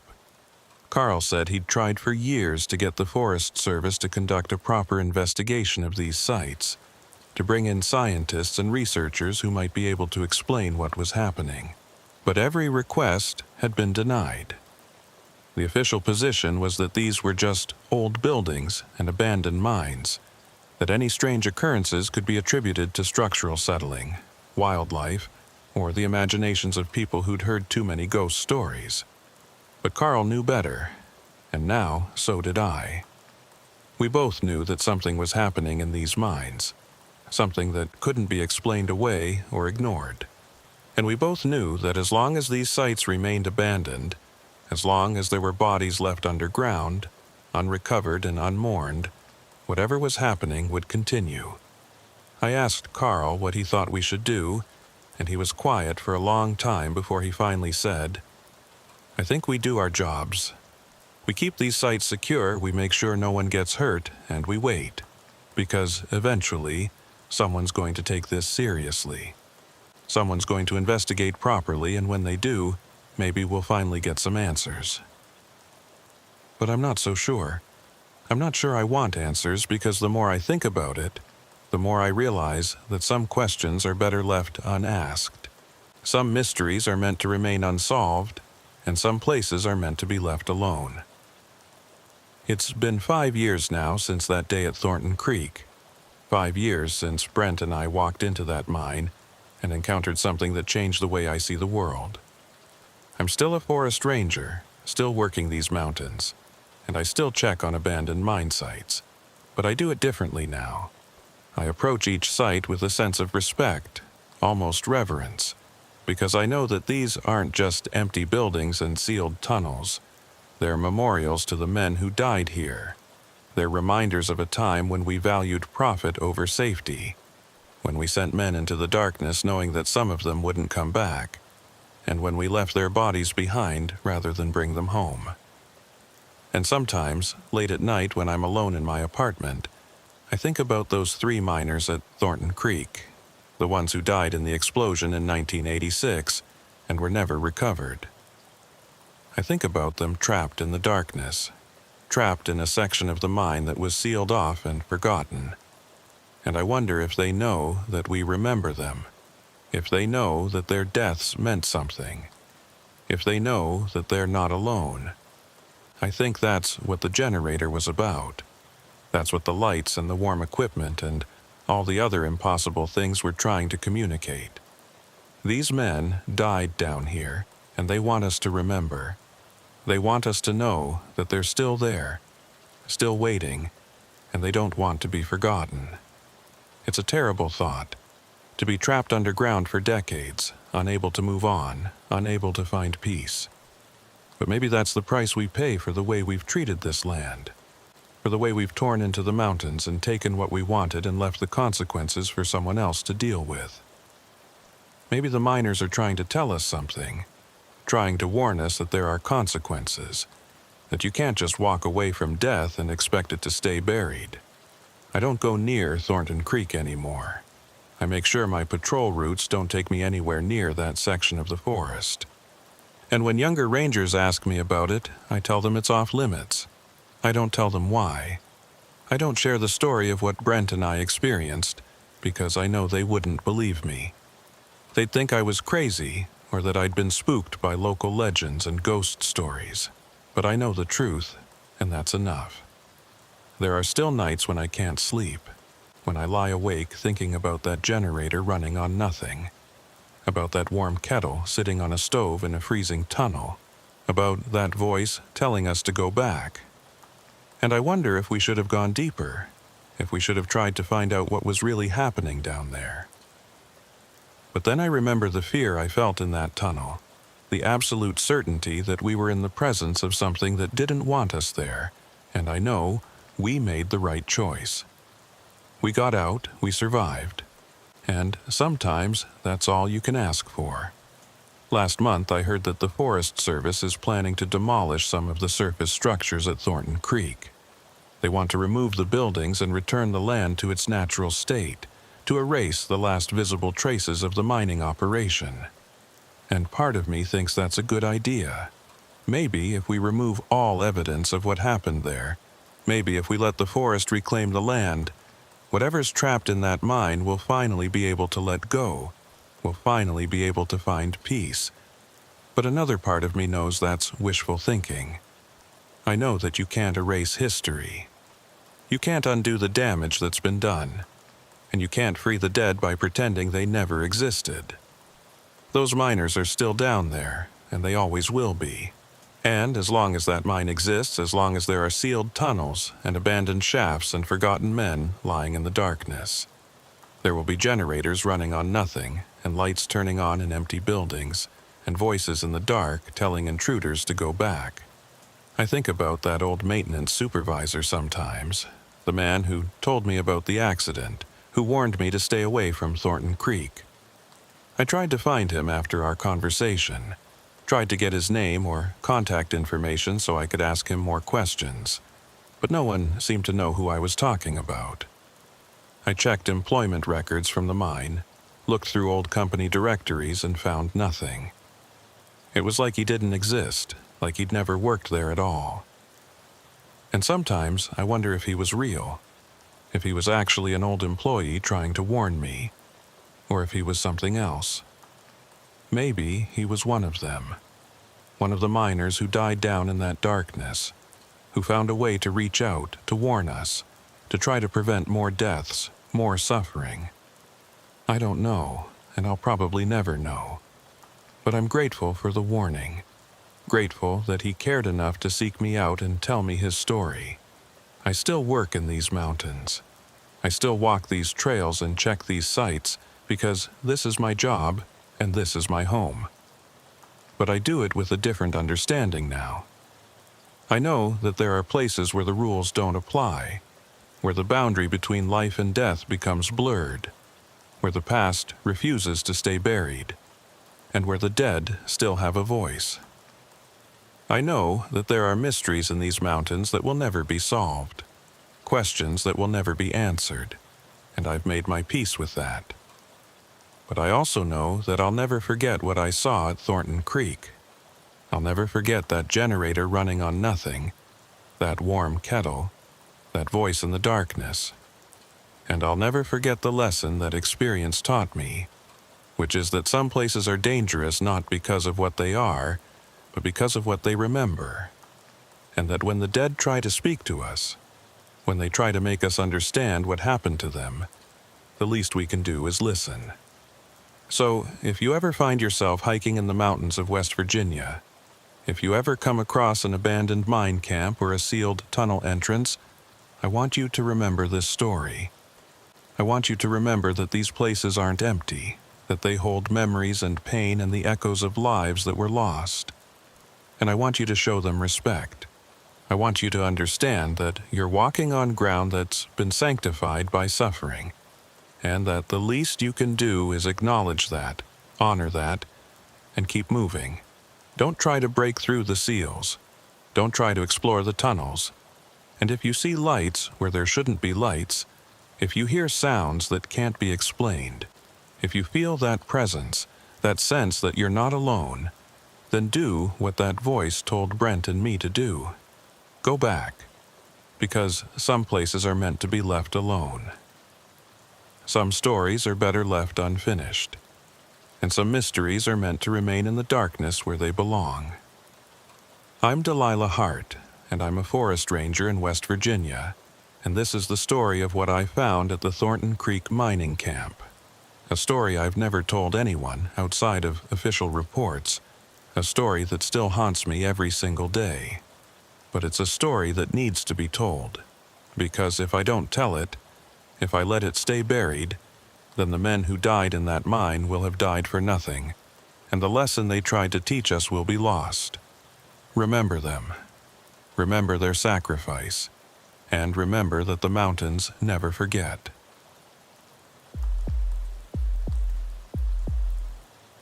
My name is Roland Avery, and I'm writing this from a hospital bed in Charleston, West Virginia, where I've been recovering for the past 2 weeks from what the doctors are calling severe psychological trauma and acute stress disorder. But what I know is something far more complicated than that. I've been a forest ranger for 12 years, working in some of the most remote sections of the Monongahela National Forest. And in all that time, I thought I'd seen everything these mountains had to offer: the good, the bad, and the dangerous. But I was wrong, because what happened to me and my partner Colt Faraday in September of 2019 showed me that there are some things in these woods that can't be explained by training or experience or even common sense. Before I get into what happened, I need to tell you about the region where we work. The southeastern quadrant of the Monongahela is what they call transitional forest. It's where the lower elevation hardwoods start giving way to the higher elevation spruce, and it's also where dozens of old mining roads cut through the landscape like scars. These roads were built back in the early 20th century when coal companies were extracting every ounce of mineral wealth they could find, and they bulldozed paths straight up the mountainsides with no regard for erosion or environmental impact. Most of these roads are impassable now, washed out by decades of rain or reclaimed by the forest. But some remain, barely usable tracks that we still patrol to make sure hikers aren't getting lost or injured trying to explore them. I grew up in West Virginia, in a town called Summersville, where my father ran a small hardware store and my mother taught elementary school.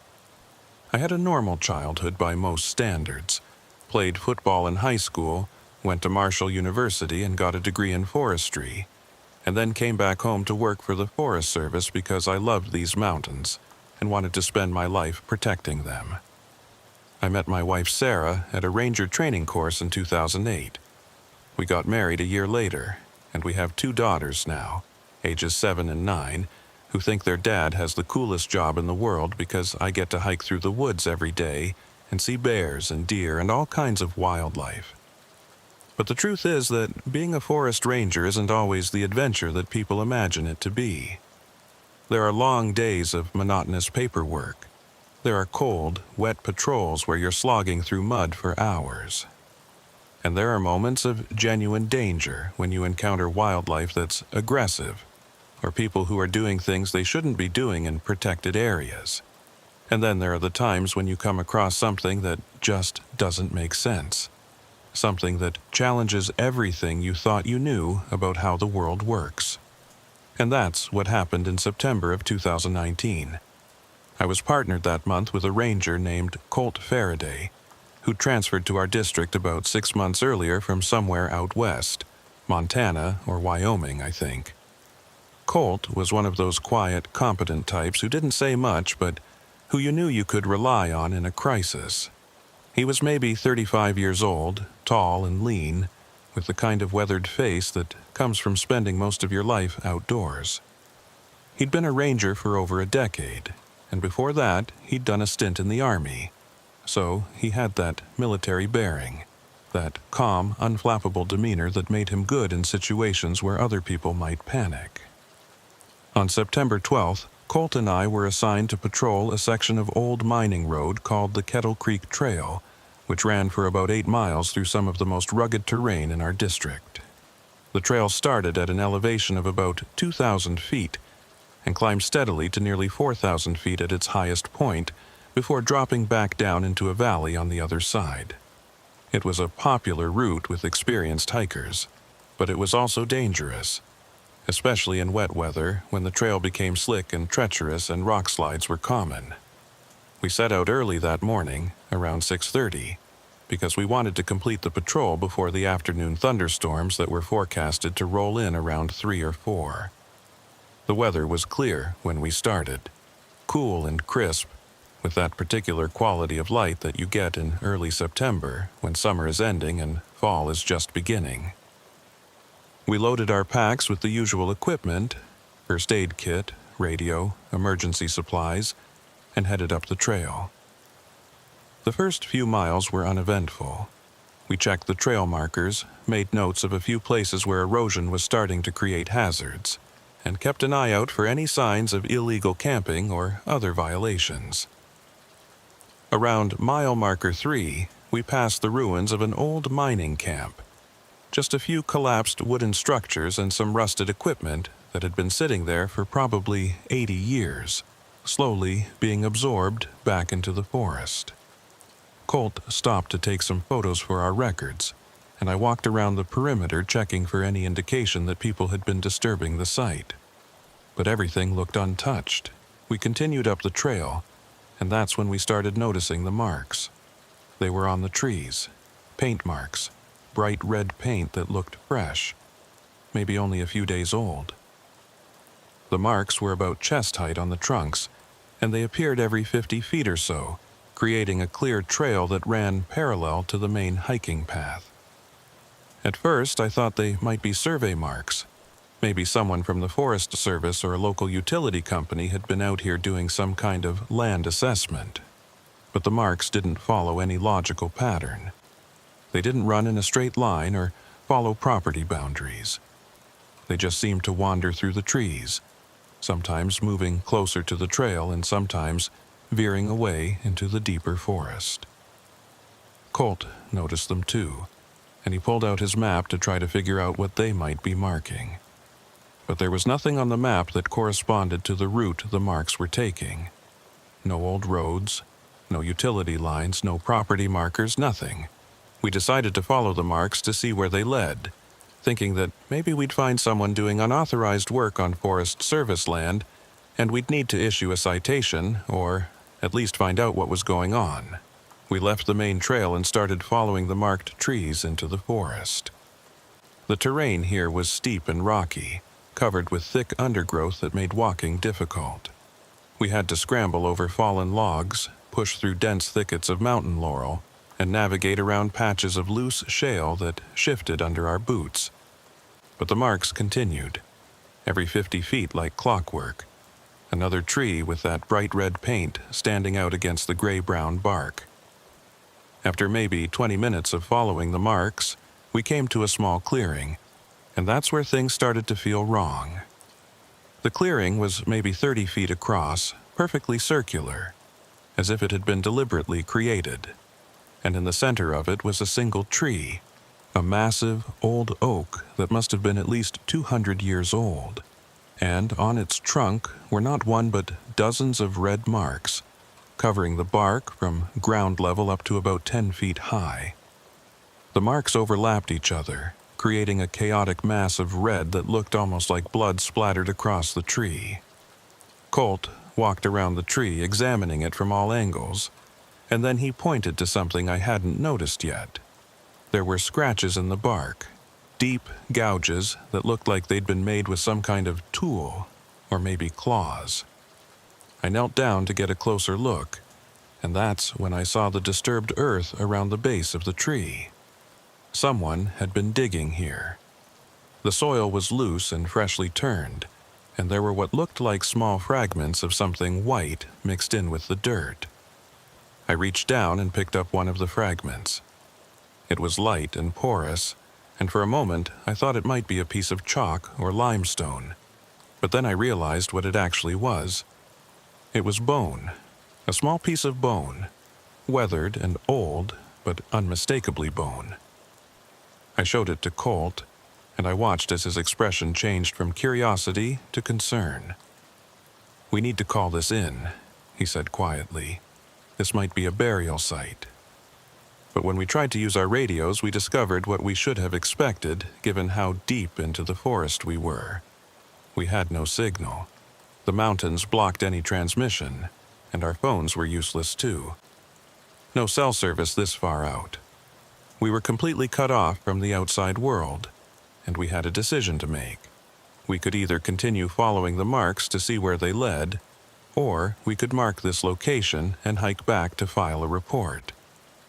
Colt suggested we continue for a little while longer, just to see if the marks went anywhere significant, and then we'd turn back.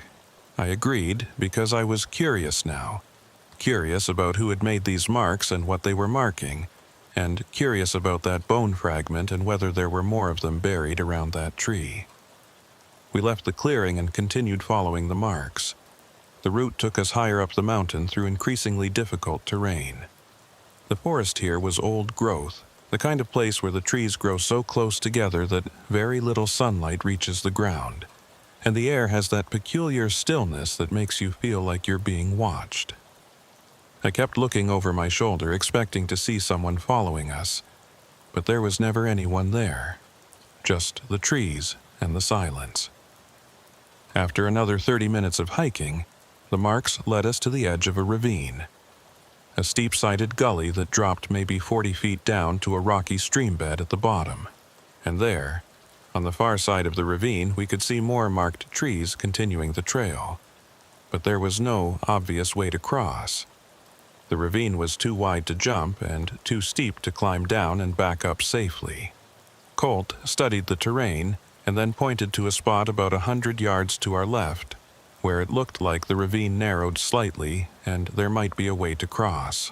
We hiked over to that spot and found that, yes, there was a natural bridge of sorts, a fallen tree that had lodged itself across the gap, creating a precarious but passable route to the other side. I went first, walking carefully across the log with my arms out for balance, trying not to look down at the rocks below. The log creaked and shifted under my weight, but it held, and I made it to the other side without incident. Colt followed, moving with the easy confidence of someone who'd done this kind of thing 100 times before, and within minutes we were both across and continuing to follow the marks. The marks led us through the forest for another mile or so, and then abruptly they stopped. The last marked tree was standing at the edge of a small flat area that looked like it might have once been a campsite or a work area. The ground was relatively level, and there were signs that trees had been cleared at some point, though they'd since grown back and thick. But what caught my attention wasn't the clearing itself. It was what we found lying on the ground at the base of that last marked tree. It was a dust mask. One of those disposable respirator masks that workers wear when they're dealing with particulates or fumes. The mask was lying face up on the ground, partially covered by fallen leaves, and when I picked it up, I noticed two things that made my blood run cold. First, the filter on the mask looked brand new. It was white and clean, showing no signs of use or age, as if it had just been taken out of the package. But second, the elastic straps that would go around a person's head were completely degraded. They were brittle and cracked, falling apart in my hands like they'd been exposed to decades of weathering. The contrast between the pristine filter and the ancient elastic was so stark that it seemed impossible they could be part of the same object. Colt took the mask from me and examined it closely, turning it over in his hands. "This doesn't make sense," he said. "The filter looks like it was manufactured last week, but these straps, they look like they're 40 years old, maybe older. How is that possible?" I didn't have an answer for him because it wasn't possible. There was no logical explanation for how a mask could have a brand new filter and completely degraded straps unless someone had deliberately replaced the filter recently. But why would anyone do that? And why leave the mask here, in the middle of the forest, at the end of a trail of mysterious red marks? We searched the area around the tree, looking for any other clues, but there was nothing. No footprints, no disturbed ground, no indication that anyone had been here recently except for that mask and those marks on the trees. Colt pulled out his GPS unit and marked the location so we could find it again later, and then we stood there in that small clearing, trying to figure out what to do next. The sun was starting to get lower in the sky, and we both knew that we needed to start heading back soon. The afternoon thunderstorms that had been forecasted were beginning to build. We could see dark clouds gathering over the higher peaks, and we could hear distant thunder rumbling through the mountains. But I was reluctant to leave. I felt like we were missing something important, like there was some piece of information right in front of us that we just weren't seeing. And then Colt said something that made me turn and look at him.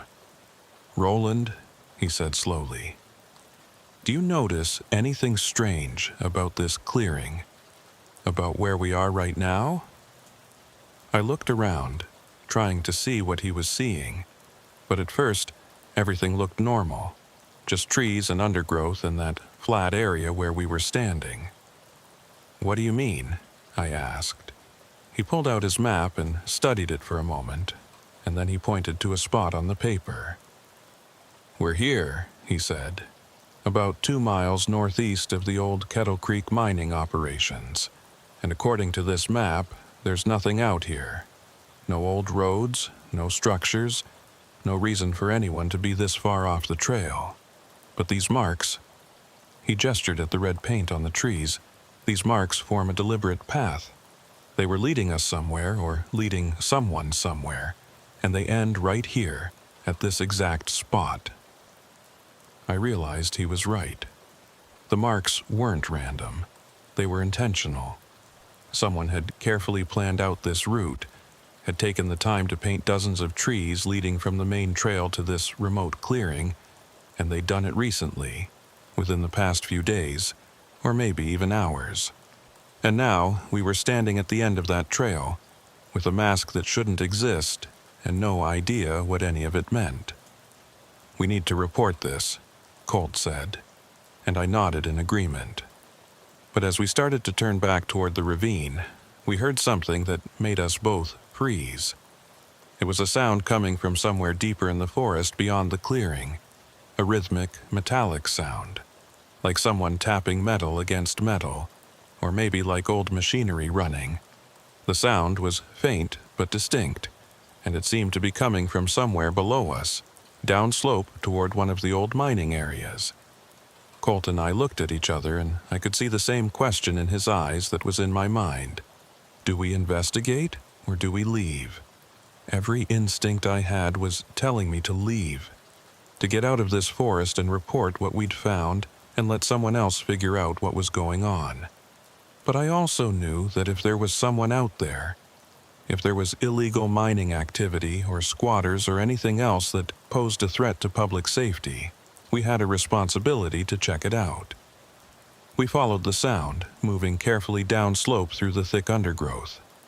The terrain here was treacherous, loose rocks and fallen logs hidden under layers of leaves that made every step dangerous. But we kept going, following that metallic tapping that seemed to be growing louder as we descended.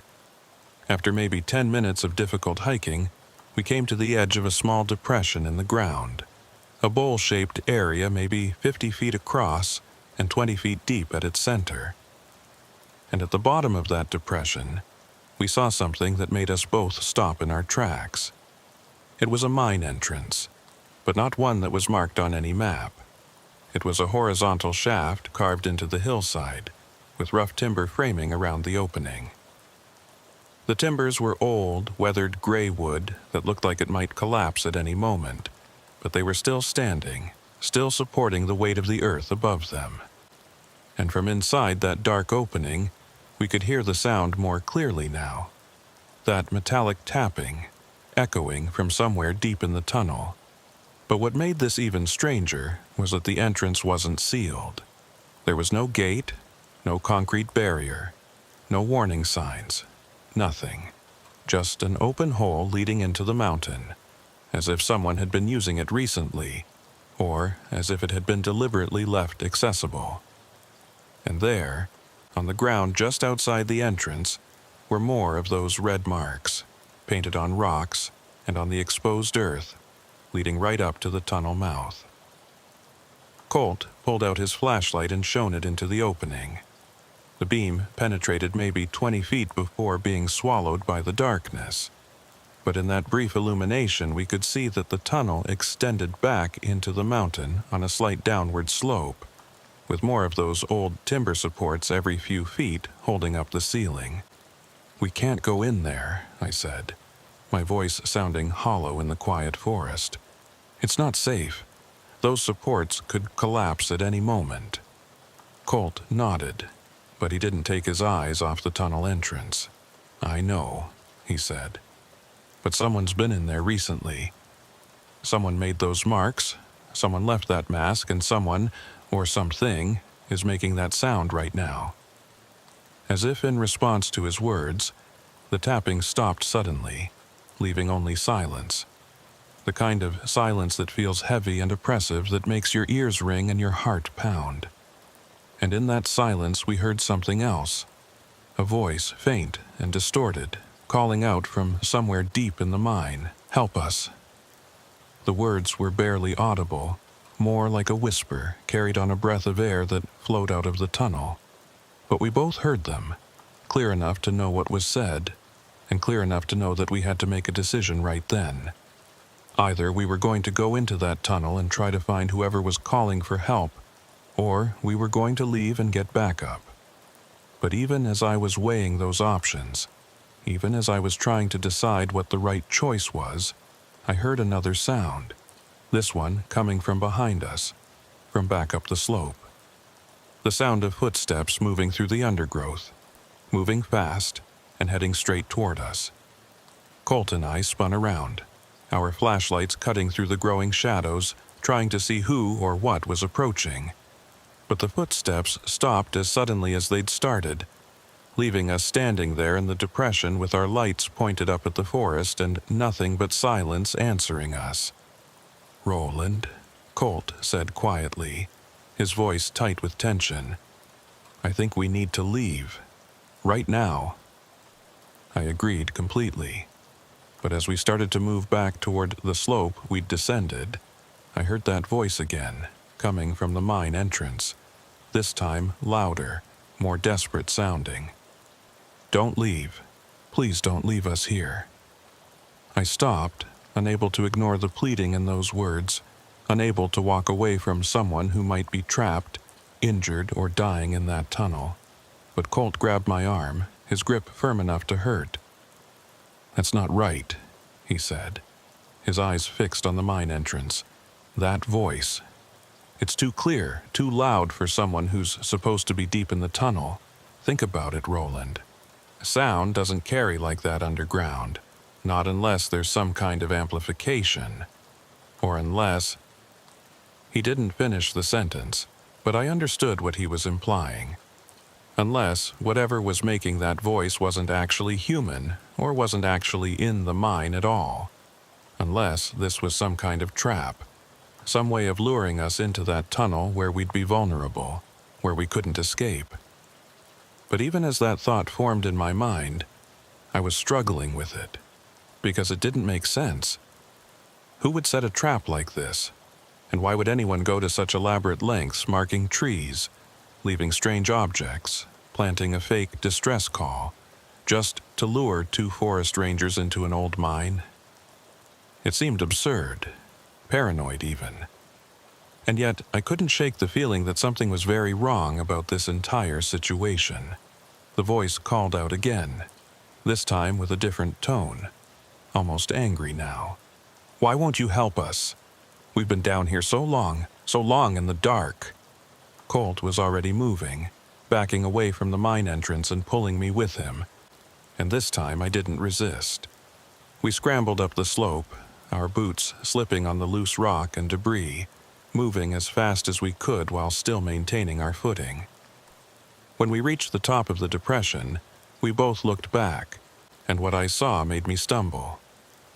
There was light coming from the mine entrance, a faint, flickering orange glow, like firelight, or like the glow of an old gas lamp.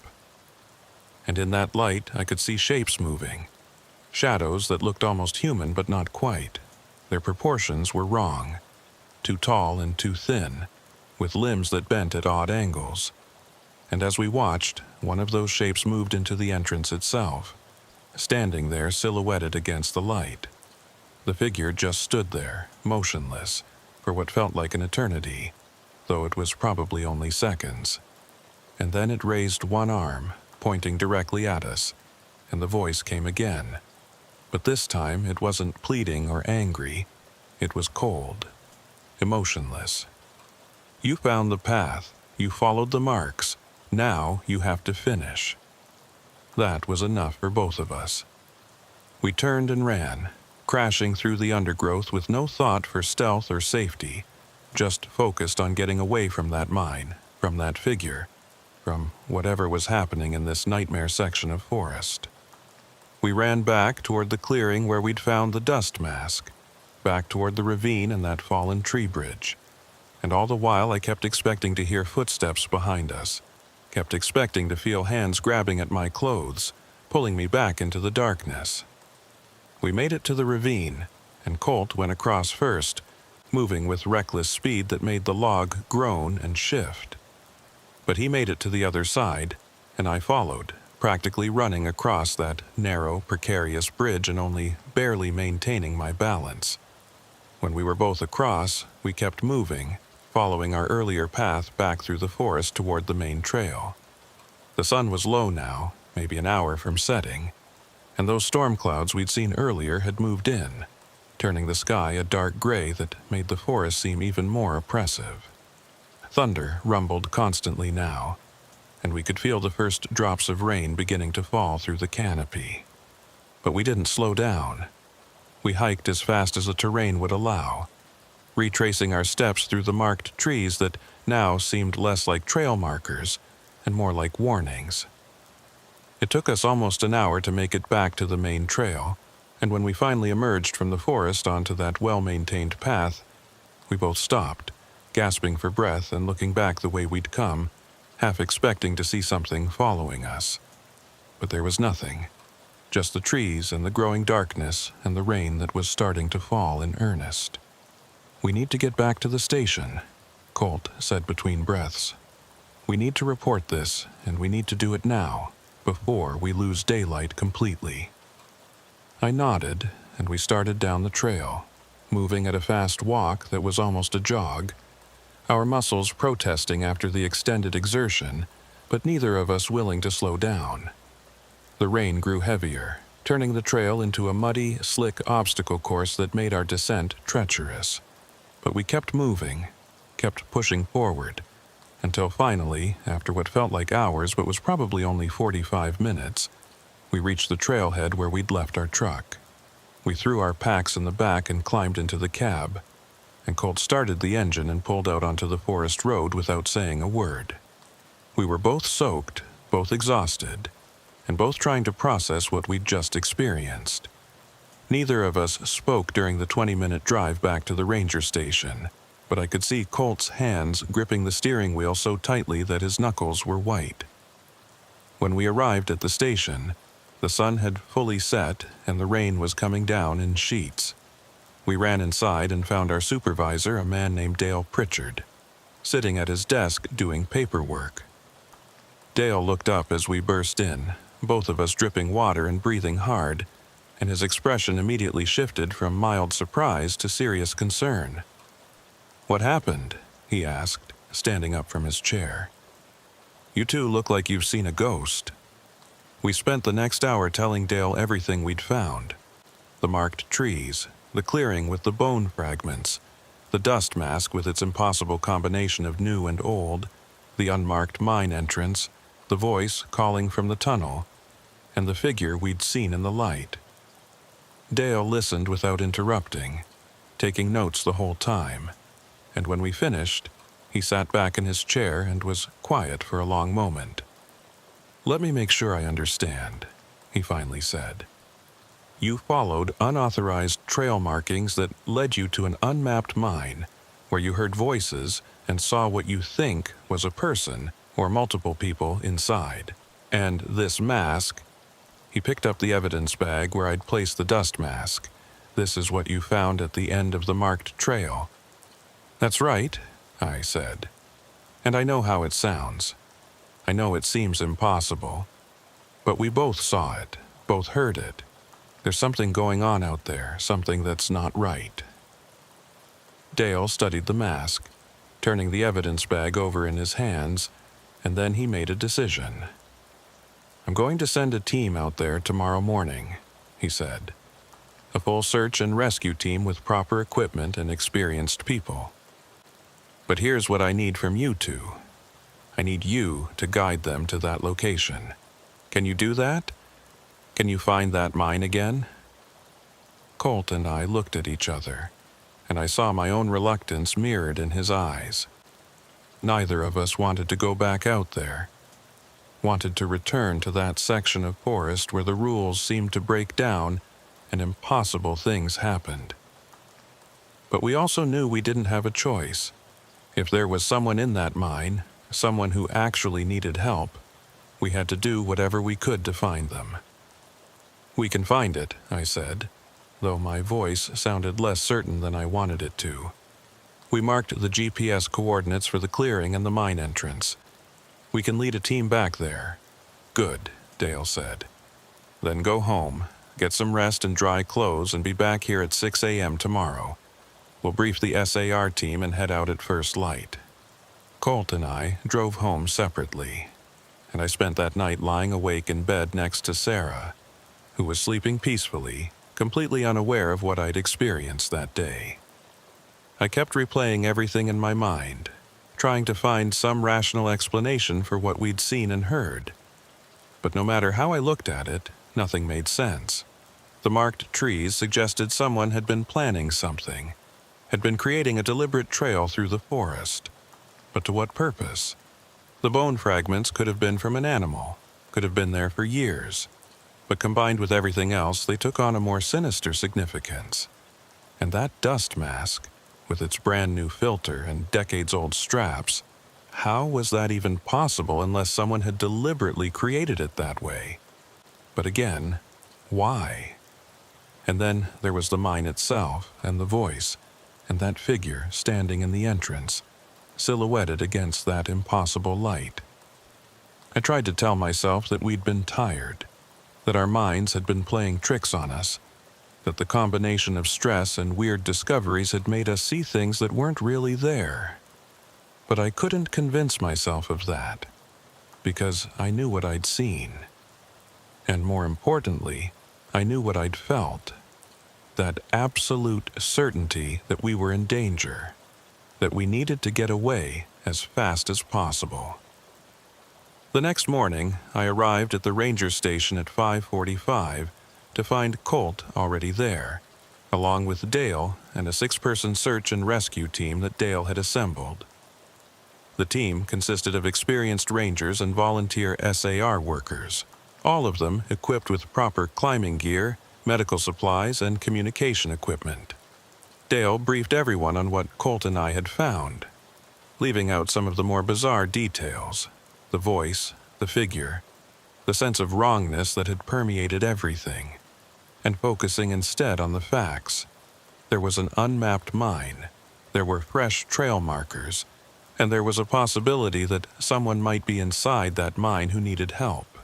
We set out at 6:15, following the same route Colt and I had taken the day before. The weather had cleared overnight, leaving the forest fresh and clean, with a thin mist hanging in the low areas that would burn off once the sun got higher. The SAR team moved efficiently, everyone knowing their role and working together with the kind of smooth coordination that comes from experience. It took us about 3 hours to reach the clearing where we'd found the dust mask, moving slower than Colt and I had moved the previous day because of the size of the group and the amount of equipment we were carrying. But when we arrived at that clearing with the massive oak tree covered in red marks, I immediately noticed something that made me stop. The marks were gone. Not all of them, but most of them. Where yesterday there had been dozens of overlapping red marks covering the trunk of that tree, now there were only a few faded marks that looked like they'd been there for years, weathered and barely visible. Colt saw it too, and he walked around the tree examining it from all sides.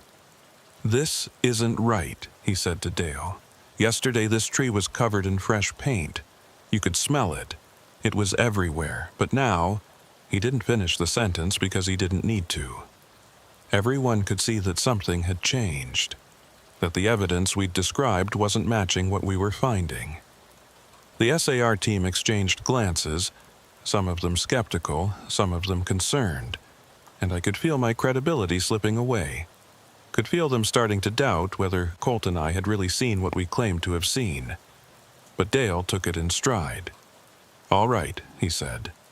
"So the marks are fading, or someone came back and removed them. That doesn't change the fact that you found that mine entrance. Let's keep moving and see what we find there."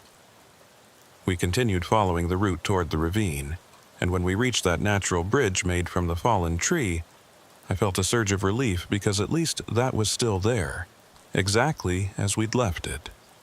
The team crossed one at a time, and then we pushed on through the forest toward the spot where we'd found the mine entrance. But when we reached the depression, that bowl-shaped area where the mine should have been, we found nothing. The entrance was gone, not sealed or covered, but simply gone, as if it had never existed. The hillside was unbroken, just solid earth and rock with no indication that a tunnel had ever been carved into it. Colt and I scrambled down into the depression, checking the GPS coordinates, verifying that we were in the right location. But there was no doubt. This was the spot. And there was no mine. "I don't understand," Colt said, his voice rising with frustration. "It was right here, right in front of us. That timber frame, those red marks on the rocks, it was all here." Dale and the rest of the team were watching us now, and I could see the doubt in their eyes. Could see them thinking that maybe Colt and I had made a mistake, had gotten disoriented in the forest and confused one location for another, or maybe that we'd fabricated the whole thing for some reason I couldn't explain. "Let's search the area," Dale said calmly. "Spread out and look for any sign of recent disturbance, any indication that there might be a mine entrance nearby. Maybe you were off by a few dozen yards in your estimation." The team spread out, covering the entire depression and the surrounding hillside. But after 30 minutes of thorough searching, they'd found nothing. No mine entrance, no disturbed earth, no red marks. Nothing that supported what Colt and I had described. And I could see the frustration building in Colt's face, could see him struggling with the same confusion and disbelief that I was feeling. "This doesn't make sense," he kept repeating. "It doesn't make sense. We were here. We saw it." Dale called off the search after another hour of finding nothing, and we hiked back to the trailhead in silence. The SAR team was professional enough not to say anything openly, but I could feel their skepticism radiating off them. Could sense them exchanging glances and wondering what had really happened out there. When we got back to the ranger station, Dale called Colt and me into his office and closed the door. "I believe you saw something," he said without preamble. "I don't think you're lying, and I don't think you were confused or disoriented. But I also can't explain what happened to all the evidence you described, the marks, the mine entrance, all of it. And without physical evidence, there's not much more I can do officially. But," he paused and pulled out a file from his desk drawer, "but unofficially, I want you to see something." He opened the file and spread out several documents on his desk. They were old reports, yellowed with age, dating back to the 1970s and 1980s. And as I read through them, I felt a cold chill run down my spine. The reports described similar incidents. Rangers on patrol finding unmarked mines, encountering strange trail markings, discovering objects that seemed to defy logic.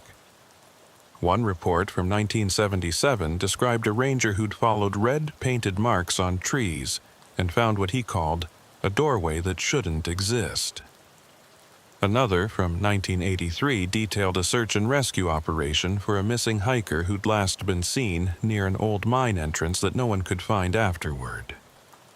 And there were others, over a dozen reports spanning 4 decades, all describing events that sounded eerily similar to what Colt and I had experienced. "What is this?" I asked Dale. "Why haven't I ever heard about any of this?" "Because, officially, these reports were classified as unreliable witness accounts," Dale said. "People seeing things that weren't there, or misidentifying natural features, or just plain making things up. The Forest Service didn't want to deal with them, didn't want to acknowledge that there might be something going on in these mountains that couldn't be explained. So they buried the reports, filed them away, and told the rangers involved to stop talking about it." "But you believe them?" Colt said. Dale nodded slowly. "I've been working these mountains for 35 years, he said, and I've seen things I can't explain. Heard stories from rangers and old-timers that all follow the same pattern. Something about these old mining areas, something about the way they were abandoned, the way the companies just walked away and left everything behind. It's like they left something else too, something that doesn't want to be forgotten." He pulled out one more document. This one, a map with several locations marked in red. "These are all the places where similar incidents have been reported," he said. "All of them in the southeastern quadrant, all of them near old coal mining operations. And look at this." He pointed to a cluster of marks that formed a rough circle. "All of them within a 5-mile radius of the Kettle Creek area where you were yesterday." "What are you saying?" I asked. "What do you think is going on out there?" "I don't know," Dale admitted, "but I think there's a pattern. I think something is drawing people to these locations, leading them there with those marked trees. And once they get there," he paused, "once they get there, something happens." Most of them make it back, like you did. But some don't. Some of them disappear, and we never find them. He pulled out one last file, this one thicker than the others. And when he opened it, I saw that it contained missing persons reports. Dozens of them, dating back decades. Hikers who'd gone missing in the Monongahela forest. Workers from the old mining camps who'd vanished without a trace. People who'd been seen heading toward unmarked mines, or following strange trail markings, and who were never heard from again. The official explanation is that they got lost, or fell into unmarked shafts, or were victims of exposure or wildlife, Dale said. But I've read every one of these reports, and they all have something in common. They all describe the victims behaving strangely before they disappeared, following paths that didn't make sense, talking about voices they heard or things they saw. And when we searched for them, we found nothing. No bodies, no evidence, no indication of where they went. It's like they just stepped off the face of the earth. So, what are we supposed to do? Colt asked. Just pretend we didn't see anything? Just let this keep happening? Dale closed the files and looked at both of us. I'm not telling you to pretend anything, he said. I'm telling you to be careful. I'm telling you that there are some places in these mountains that aren't safe, and not because of bears or rock slides or any normal hazard, but because of something else, something I don't understand. And I'm telling you that if you ever encounter those marked trees again, if you ever hear voices calling from empty mines, you turn around and you leave immediately. Do you understand me? We both nodded, but I could see that Colt wasn't satisfied, wasn't ready to let this go. And honestly, neither was I, because we'd seen something real, something that defied explanation. And the idea that we were just supposed to ignore it, to pretend it hadn't happened, felt wrong. Felt like we were abandoning our responsibility to protect people from whatever was out there.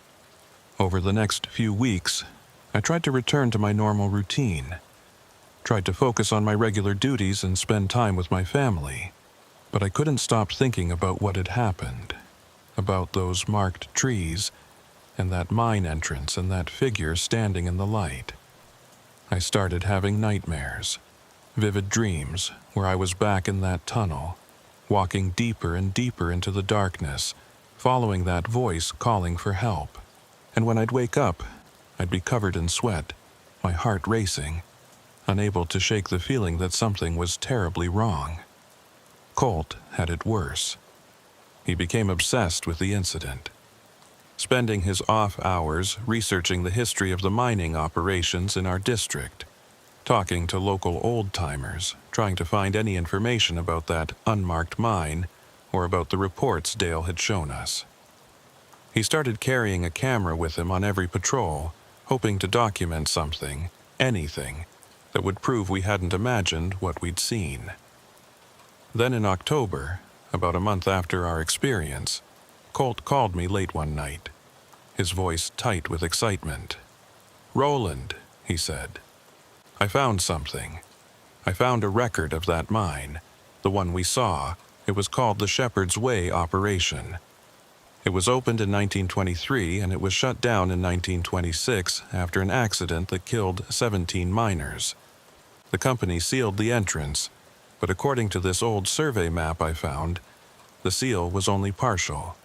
They left one shaft open, supposedly for ventilation, and that shaft," he paused, "that shaft is exactly where we saw that entrance." "Where did you find this information?" I asked. "Local library, old mining records that were donated years ago. But here's the thing, Roland. The miners who died in that accident, they were never recovered. The company said the tunnel had collapsed and it was too dangerous to dig them out. So they just left them there, sealed them in, and walked away. And according to some newspaper articles from that time, the families of those miners said they could still hear voices coming from the mountain for weeks after the accident. Voices calling for help. Voices asking why no one was coming to save them. I felt that chill again, that sense that something much larger and darker than I'd imagined was at work here. "You think that's what we heard?" I asked. "You think it was them?" "I don't know what I think," Colt said. "But I know I need to go back out there. I need to find that mine again, and this time I need to document it. Need to prove that it's real. Because if I don't, I'm going to go crazy wondering if any of this actually happened." I tried to talk him out of it, tried to tell him that Dale had warned us to stay away. But Colt was determined. He said he was going to go with or without me. And finally, I agreed to go with him because I didn't want him out there alone. Didn't want him to end up as another one of those missing persons reports in Dale's files. We planned to go out the following weekend, taking personal time so we wouldn't have to file an official patrol report. We equipped ourselves with everything we could think of: cameras, extra batteries, climbing gear, emergency supplies, and we set out early Saturday morning, following the same route we'd taken that first day. It took us most of the morning to reach the area where we'd found the mine, and as we got closer, I started to feel it again. That sense of wrongness, that feeling that we were being watched. The forest seemed quieter than it should be. No birds, no squirrels, no wind. Just an oppressive silence that made every sound we made seem unnaturally loud. We found the depression where the mine entrance should have been, and at first it looked exactly as it had when we'd returned with the SAR team. Just an unbroken hillside with no indication of a tunnel. But Colt pulled out that old survey map he'd found and started taking measurements, comparing landmarks. And after about 20 minutes he called me over. "Roland," he said, "look at this." He was pointing at a section of the hillside that looked slightly different from the rest. The vegetation was sparser, and the rock had a different color, a lighter gray that stood out against the darker stone around it. And when I looked closer, I could see what might have been the outline of an opening, partially filled in with soil and debris. We started digging, carefully moving the loose material away. And within an hour, we'd uncovered what we'd been looking for, the entrance to the mine. It had been filled in deliberately.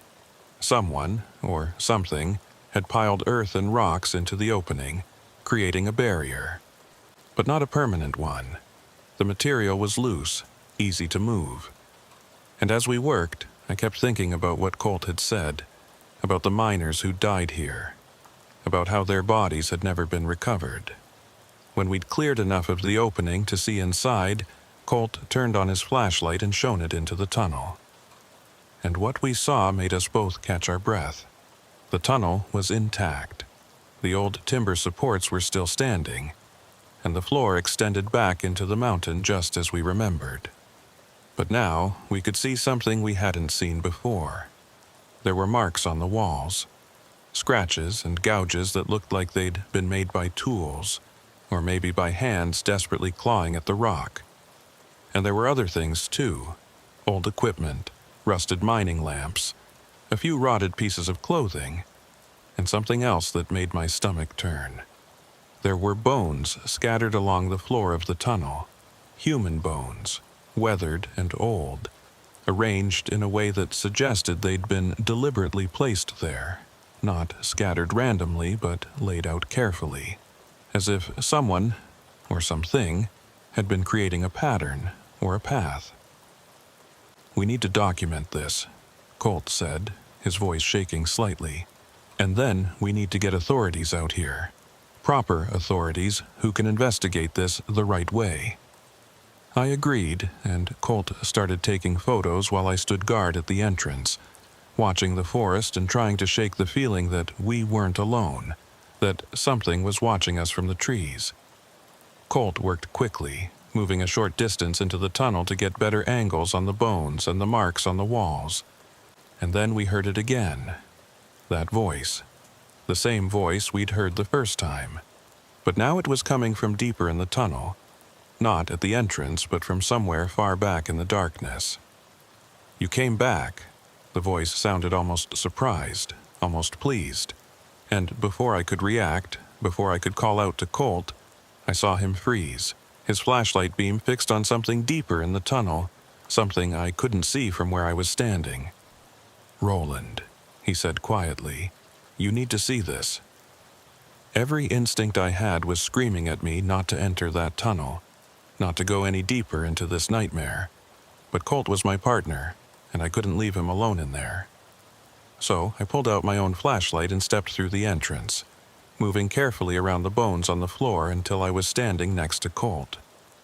He was pointing his light at something on the wall about 30 feet into the tunnel.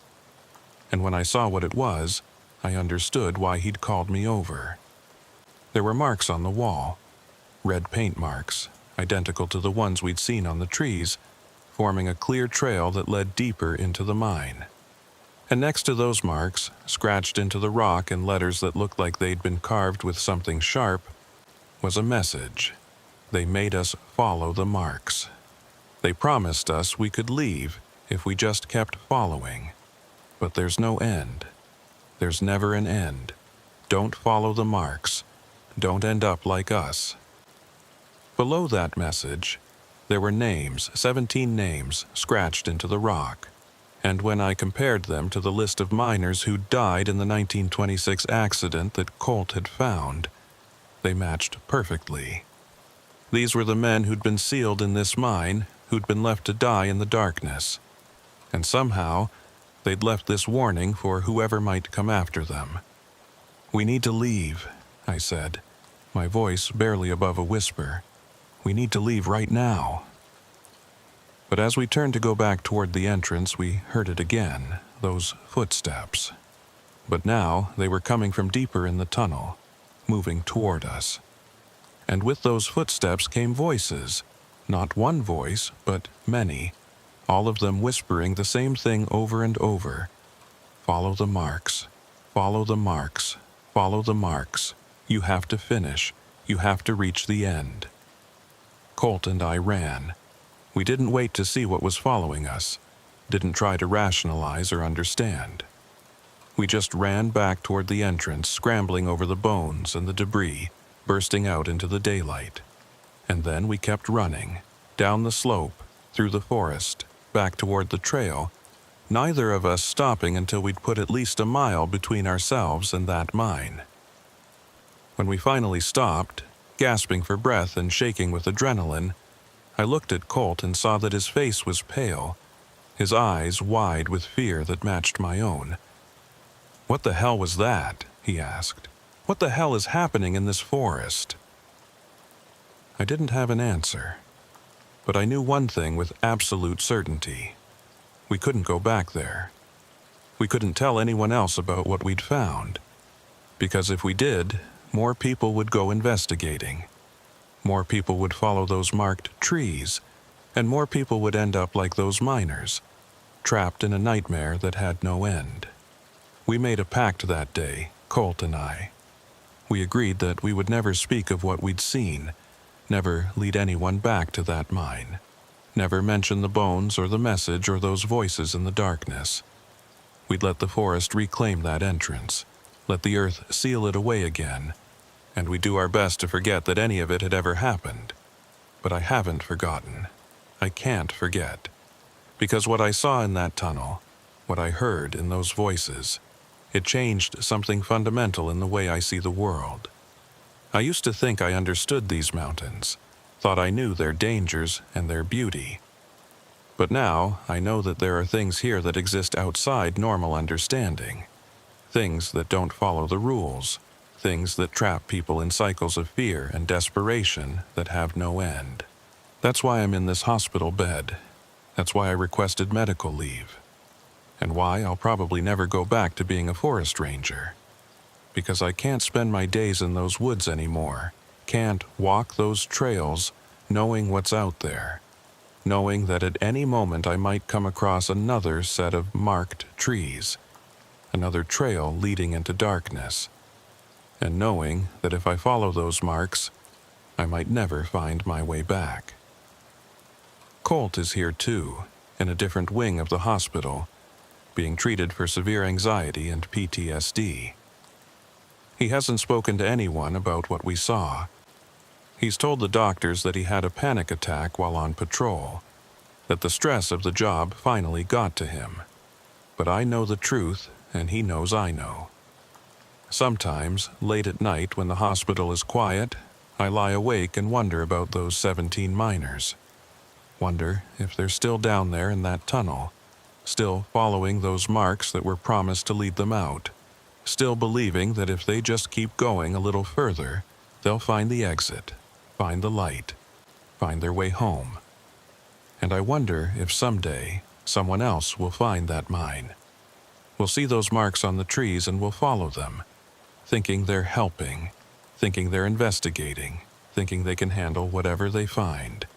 And I wonder if they'll end up like us, broken and traumatized and changed. Or if they'll end up worse, trapped in that darkness forever, following marks that lead nowhere. That's my warning to anyone who reads this. If you're hiking in the mountains of West Virginia, if you're exploring the old mining areas, if you see red marks on the trees forming a trail that isn't on any map, don't follow them. Don't try to find out where they lead, because some paths have no destination. Some trails just go in circles, and some mysteries are better left unsolved. The marked trees aren't guides, they're lures, and whatever's at the end of that trail isn't worth finding. There's one more thing I need to tell you, something I haven't shared with anyone, not even Colt, not even the psychiatrist who's been treating me here at the hospital. Something that happened 3 days ago that's made me realize this story isn't over. Not for me, and maybe not for anyone who's ever encountered those marks. I was lying in bed around 3 in the morning, unable to sleep as usual, when I heard something that made my blood run cold. It was tapping, metallic tapping, coming from somewhere outside my hospital window. The same rhythmic sound we'd heard that day in the forest. The same sound that had led us to that mine entrance. I got out of bed and went to the window, my hands shaking as I pulled back the curtain and looked out into the parking lot below. And there, in the pale glow of the security lights, I saw them. Trees. The ornamental trees that lined the hospital parking lot. Maybe a dozen of them. And on every single trunk there were marks, fresh red marks that gleamed wet in the artificial light. I stumbled back from the window, my heart racing, convinced that I was hallucinating, that the trauma and the medication were making me see things that weren't there. But when I looked again, the marks were still there, still bright, still fresh. And as I watched, a figure emerged from the shadows at the edge of the parking lot. The figure was tall, too tall, with limbs that seemed to bend at wrong angles, just like the shape we'd seen at the mine entrance. And it was carrying something in its hand, something that looked like a paintbrush, or maybe a marking tool. It moved from tree to tree, methodically adding more marks to the ones already there, creating a trail that led from the far end of the parking lot straight toward the hospital, straight toward my window. I wanted to scream, wanted to call for help, but I couldn't make a sound, couldn't tear my eyes away from that figure as it worked its way closer and closer, marking each tree in turn, and then it stopped, directly below my window, and looked up. I couldn't see its face. The shadows were too deep, but I could feel its gaze on me, could feel the weight of its attention. And then it raised one hand and pointed at me, the same gesture we'd seen at the mine, the same deliberate, accusatory motion. And I heard that voice again, not from outside but inside my head, as clear as if someone was standing right next to me, whispering in my ear. "You didn't finish. You found the path. You saw the marks, but you didn't follow them to the end, and now the path has to finish with you." I backed away from the window, stumbled and fell, hitting my head on the nightstand. And when I came to a few minutes later, disoriented and bleeding from a cut on my forehead, the nurses were in my room, asking me what happened, asking if I'd had a seizure or if I'd tried to hurt myself. I told them I'd fallen, that I'd gotten dizzy and lost my balance. And they believed me, or at least they pretended to. They bandaged my head, gave me something to help me sleep, and left me alone. But before I drifted off, I looked at the window one more time, and the marks were gone. The trees outside were bare and unmarked, and that figure had vanished, as if it had never been there at all. But I know what I saw. I know it was real, just like I know that this isn't over. The marked trees found me, even here, even in a hospital in the middle of the city, miles from any forest. And I understand now what I should have understood from the beginning. Some paths don't end when you stop walking them. Some trails follow you home. And some marks can't be erased, no matter how far you run. I'm checking myself out of the hospital today, against medical advice. I'm going to pack my things, and I'm going to drive as far from West Virginia as I can get. Maybe to the coast, maybe somewhere flat and treeless, where there are no mountains and no mines and no forests where things can hide. But even as I make these plans, I know deep down that it won't matter, because the marks will find me again. They always do. And someday, maybe soon, maybe years from now, I'll wake up and see them outside my window, wherever I am. And I'll know that it's time, that I have to go back to those mountains, back to that trail, back to that mine. And I'll have to follow the marks to wherever they lead, because that's what they do. They mark you, they claim you, and they never let go. So, if you're reading this, if you're someone who's thinking about going into those mountains, thinking about exploring those old mining areas, thinking that you can handle whatever you might find, then please, learn from my mistake. Turn around before you see the first mark. Walk away before you hear the first voice. And never, never follow a trail that isn't on any map. Because some destinations are meant to be avoided, and some journeys have only one end. The marks are waiting. They're always waiting, and once they find you, they'll never stop. I've been writing this account for the past week, trying to get everything down while I still can, while I still have the clarity to remember what happened and what's happening now. Because I know that time is running out. I can feel it in the way my thoughts keep circling back to those marked trees, in the way I catch myself tracing patterns on surfaces without realizing it. Patterns that look disturbingly like those red marks. Yesterday I found red paint under my fingernails, even though I haven't touched any paint in months. And this morning, when I looked in the bathroom mirror, I saw something that made me drop my toothbrush. There was a faint red mark on my forehead, right where I'd hit my head when I fell. Just a thin line, but unmistakably the same color, the same shade as the marks on those trees. The nurses say it's just a scratch from the fall, say it'll fade in a few days. But I know better. I know what it means. The marks aren't just following me anymore. They're becoming part of me, claiming me from the inside out. And soon, very soon, I won't be able to resist the pull anymore. I'll have to go back. Colt called me this morning. His voice was strange and distant, and he said only 4 words before hanging up. I see them too. So now I know I'm not alone in this. Whatever is happening to me is happening to him as well. And maybe it's happening to everyone who's ever followed those marks. Everyone who's ever seen that mine. Everyone who's ever heard those voices. We're all connected now, all part of the same pattern, the same cycle. And the cycle demands completion,